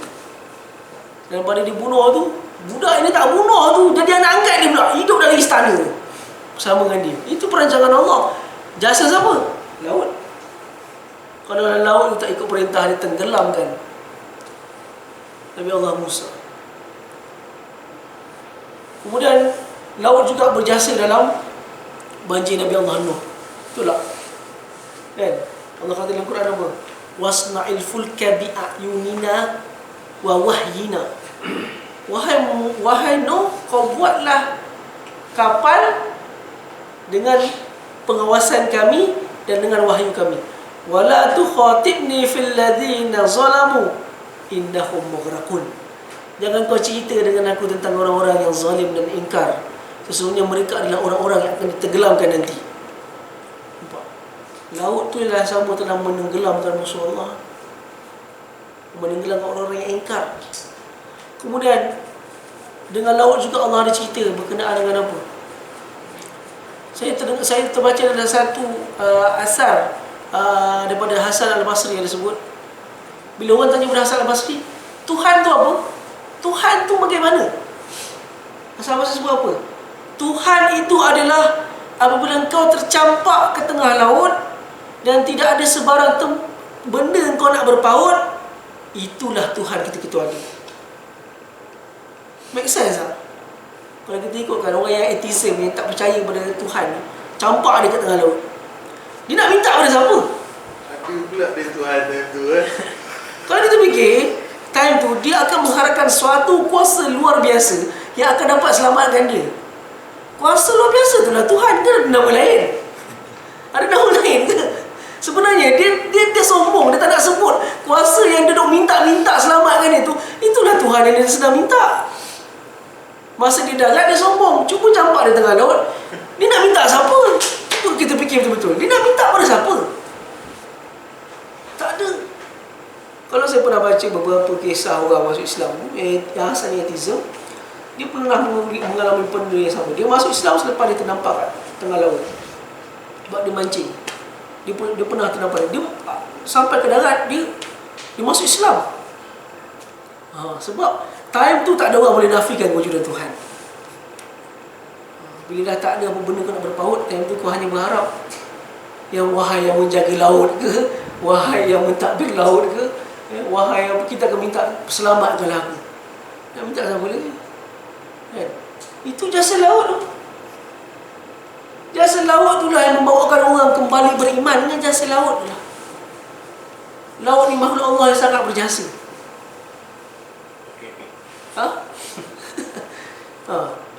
Kemudian Allah kata apa?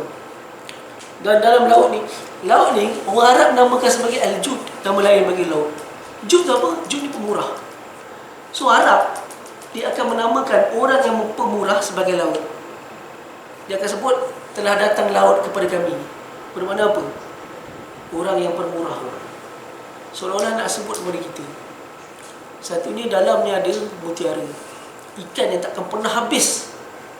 Walau dunia ni berlangsung selama jutaan tahun sekalipun, Dia takkan pernah habis ikan yang sekali berada di laut.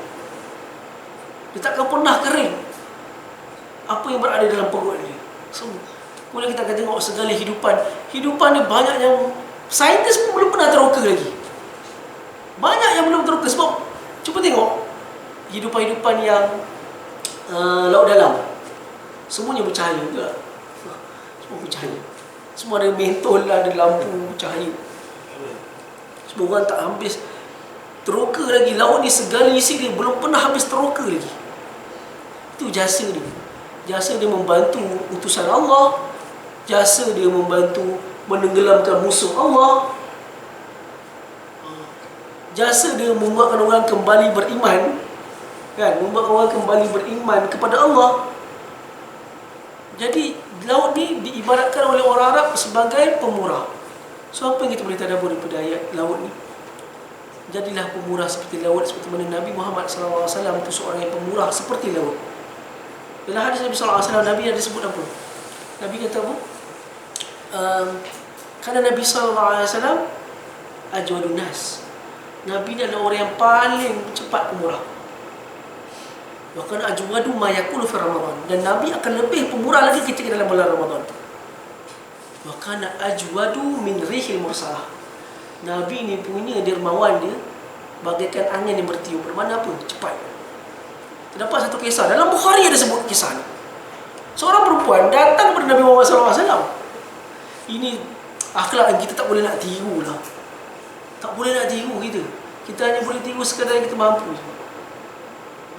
Sebab kalau ikutkan, kalau pemurah sekarang orang pijak kepala. Kan? Kalau orang akan ambil apa?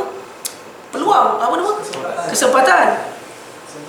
Seorang perempuan telah menjahit satu jenis jubah daripada, dia panggil jubah tu al-musyajjamah ataupun yang dikait tangan. Dia panggil apa?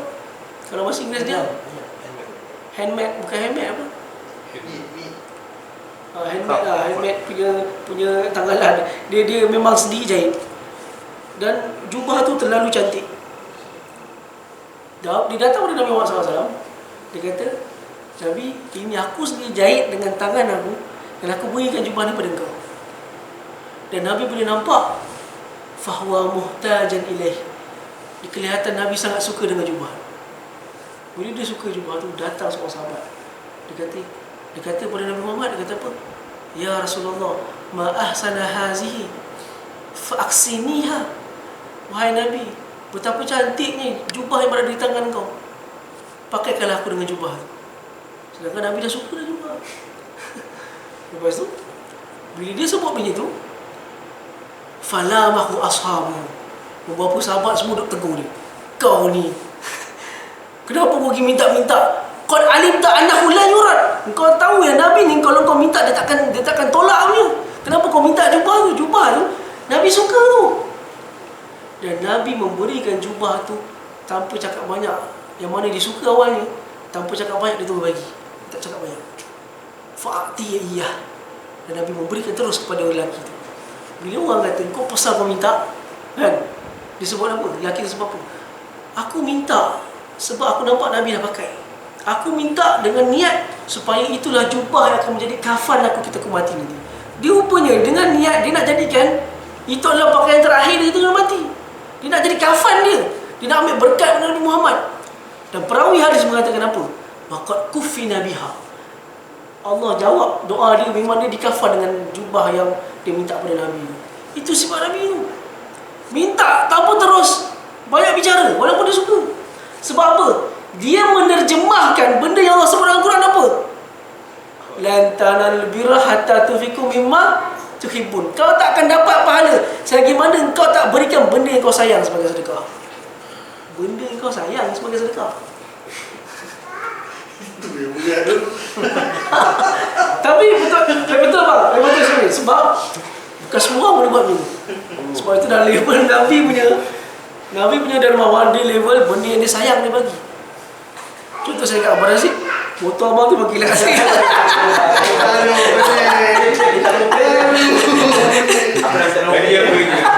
Motor tak apa, nak dengan nombor. Aduh, Boleh jadi.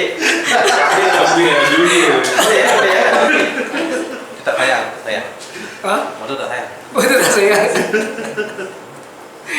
Betul tak?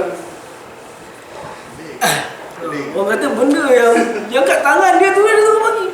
Kemudian dalam sebuah hadis Bukhari juga, seorang lelaki Arab Badui datang kepada Nabi Muhammad SAW dalam keadaan Nabi sedang berselubung dengan satu kain yang cantik.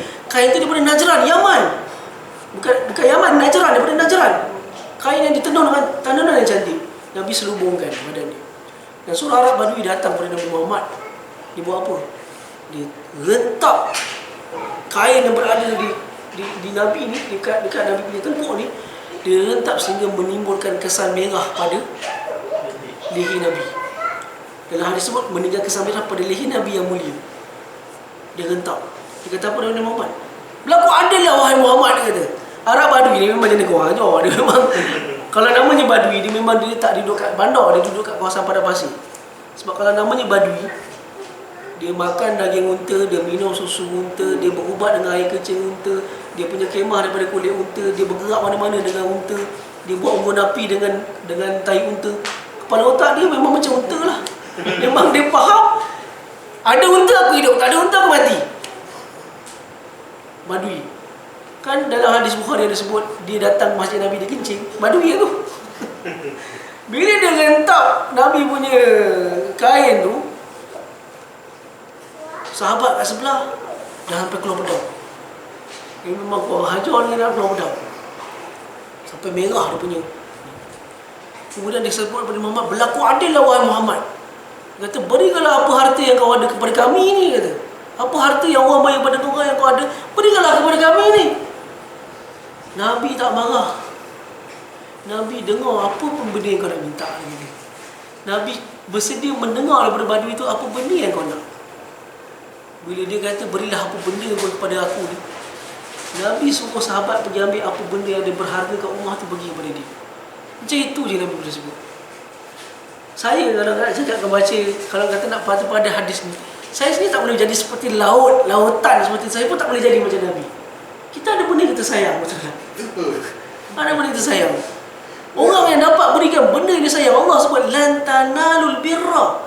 Kau takkan dapat capai apa albir, bir ni kebaikan yang boleh menenangkan hati kau, yang mengembirakan hati kau, selagi mana kau belum boleh sampai beri benda yang kau sayang. Bila ada sahabat dengar ayat Quran tu diturunkan, ada seorang sahabat ni kerja dia berikan gula kepada orang. Siapa lalu jumpa dia bagi gula. Orang tanya, kenapa kau bagi gula kat orang? Sebab aku suka gula. Li'anni uhibbus sukar. Kerana aku ni orang yang suka makan gula. Kerana Arab dulu gula dia dibuat daripada ni, daripada madu. Dia keringkan madu tu, jadi macam crystallize tu. Dia guna gula daripada situ. Dia tumbuk lah. Dia bukan macam kita gula tebu tu, bukan. Ada seorang sahabat tu, nama dia dia ada satu tanah tu namanya Bayraha. Bayraha ni dikenali oleh orang Madinah sebagai kebun yang banyak apa? Tumbuh-tumbuhan. Banyak dia punya hasil dia. Dia siap ada sungai kat situ. Dan Nabi pernah beberapa kali minum kat sungai ni. Bila dia dengar ayat Quran tersebut apa? Kamu takkan dapat kebaikan yang besar selagi mana kamu belum beri benda yang kamu sayang. Hatta tufikum mimma tuhibbun. Sahabat tu bila dengar ayat tu, tanah Bayraha itulah harta yang dia ada. Dia boleh sebut pada anak bini dia sebut apa? Isteri dan anak kita kena keluar. Tanah ni aku telah wakafkan kepada Nabi Muhammad untuk kegunaan orang Islam. Dia suruh anak bini dia keluar. Kalau kita, bini kita dengar, yang abang ikutkan orang ke pasal kata. Abang keluar. Dah kena maki habon dah, kita dah kata. Yang abang ni nak ngikut orang tu, nak ngikut orang ni, ngikut dah lah. Yang nak bagi-bagi harta kita ke orang ni apa pasal? Kalau kita bini nak dengar macam tu. Tapi dalam hadis sebut, bini dan anak dia keluar tanpa soal. Sebab dia faham ayat Quran baru turun. Kau akan dapat kebaikan yang banyak, pahala yang banyak bila kau beri benda yang kau sayang. Dia kena korban nafsu dia, benda yang dia sayang dia beri pada orang. Harta dia, dia tinggalkan tanah Bayraha tu jadi milik orang Islam. Nabi gunakan tanah Bayraha untuk orang semua dapatkan air, ambil kurma semua. Terus wakaf ke? Itu sikap sahabat. Sahabat dengar ayat Quran turun, terus ikut, tak ada cakap banyak. Sampai kan itu harta dia. Dia pula keluar daripada harta dia. Dia balik keluar daripada tanah dia sendiri. Tapi sebagian penafsir hadis sebut sahabat tu merupakan orang yang kaya. So setakat tanah Bayrohak yang dia ada tu, dia boleh beli tanah lain lagi yang dia ada. Tapi tanah Bayrohak tu memang terdapat dalam syair Arab pada sebut bahawa itulah tanah kebun yang selalu orang Madinah nampak, kebun yang besar, yang orang tahu orang kaya yang miliki tanah Bayrohak ni. Ini tanah Bayrohak seolah-olah nak cakap ni kan, tanah orang kata tanah haji sekalian kan, beratus ekar, pasuk berita dah bagi kepada orang, wakaf pada orang. Kalau kita dengar apa, betul hebat contoh. Tanah yang masyhur diberi kepada orang. Tanah tu masyhur, Bayrohak tu tanah yang masyhur sebab disebut dalam syair. Bahkan disebut dalam tafsir-tafsir tanah Bayrohak. Dia bagi macam itu je pada Nabi. Itulah sifat kita kata. Pemurah bagaikan lautan. Nabi tu kan. Ha? Nabi. Tu Nabi. Betul ke? Nabi. Apa dia? Semua boleh minta. Semua boleh. Nabi kalau nak Ali ni bagi. Kalau Syahmin kita tahu memang ke mana. Tapi bagi pinjam kan, okey tu. Dia kata macam contoh ada sahabat dia, contoh benda kita sayang apa? Duit lah. Duit benda kita sayang kan? Kalau boleh tak nak duit tu berkurang, tapi beri benda yang kita sayang. Sebenarnya itu dah tahap beri benda yang kita sayang tu memang tahap sedekah yang iman yang tinggi. Memang dia percaya aku bagi memang aku dapat balasan pahala. Memang fikir macam itu. Saya dulu ada seorang kawan, saya ingat lah, seorang kat Morocco dulu. Dia ada satu jubah Morocco yang dijahit tangan tu. Kalau Morocco dia ada dua jenis jubah-jubah yang sekup kepala tu. Setiap orang Morocco pasti pakai jubah tu. Dia tak akan pakai jubah Saudi yang, kalau kita pergi masjid kat Morocco, semayang pakai jubah Saudi yang biasa tu, semua orang pandang. Ni bagi datang mana kau ni? Datang tak pakai jubah Morocco. Dia orang memang kau mana beli. Jubah Morocco ni ada dua. Satu tenunan mesin, satu tenunan tangan. Semakin dia ditunan dengan tangan, semakin tradisional, semakin dia mahal. Kalau tenunan tangan tu dia boleh capai sehingga harga 2,500 dirham. 2,000 dirham, 2,500 dirham. Lebih kurang duit kita 1,000 lebih. Dia boleh capai ke harga tu untuk jubah. Dan selalunya jubah tenunan tangan ni dia tak pernah bawah 1,000. Tak pernah bawah 2,000 dirham. Saya tak pernah jumpa. Kalau ada pun kopi one to one lah kot. Kalau dia ada bawah 2,000. Jadi satu orang ni, saya tengok kawan saya ni, ada seorang ni tak pernah boleh jubah Morocco. Satu hari dia minta pada seorang ni. Kawan saya ni seorang ni, dia belajar Morocco lah sekali. Tak tahu apa, memang saya tak pernah jumpa ada orang yang boleh beri tanpa banyak soal. Kawan tu memang berkenan dia minta. Itu jubah yang rasa saya 2,500 dirham tu dia boleh bagi. Kau terdetik nak kan? Okay, aku bagi. Macam tu dia bagi. Saya rasa masa saya dengar tu, saya kata ini yang macam para sahabat punya zaman macam tu. Bagi tanpa banyak soal ni. Bagi tanpa banyak soal. Sebab dia tahu dekat situ lah pahala. Allah sendiri kata dapat pahala yang besar, beri benda kau sayang. Itulah pahala kau sayang, kau bagi benda tu kat orang. Macam Nabi. So itu kita tadabbur dari sudut bersikaplah dermawan seperti mana lautan yang telah berjasa besar. Begitu dermawan memberikan segala hasil kepada kita tanpa pernah kering selama kita hidup. Belajar daripada alam, daripada laut, belajar daripada dia dengan sikap patuh dia, dengan sikap dermawannya dia, dan bagaimana Nabi menterjemahkan sikap dermawan tersebut di dalam perbuatan, dan juga seperti mana para sahabat. Jadi setakat itu saja yang boleh kita kongsi bersama. Dan seperti biasa sebelum kita habis, mungkin ada orang nak kita boleh buat diskusi sikit tentang ayat yang kita telah pelajari ni. Sambil rasa je kan? Mungkin ada benda yang belum ditambah, saya belum sebut, ada benda yang sambil punya tadabbur jenis lain pula ke? Lain tu tak ada lah kan? Tapi itulah kita lebih nak mensyukuri lah benda ni semua kan. Sebelum ni kita perasan lah benda-benda macam ni kan. Sekarang ni kita kena fokus lah pasal nikmat-nikmat yang Allah dah bagi tu.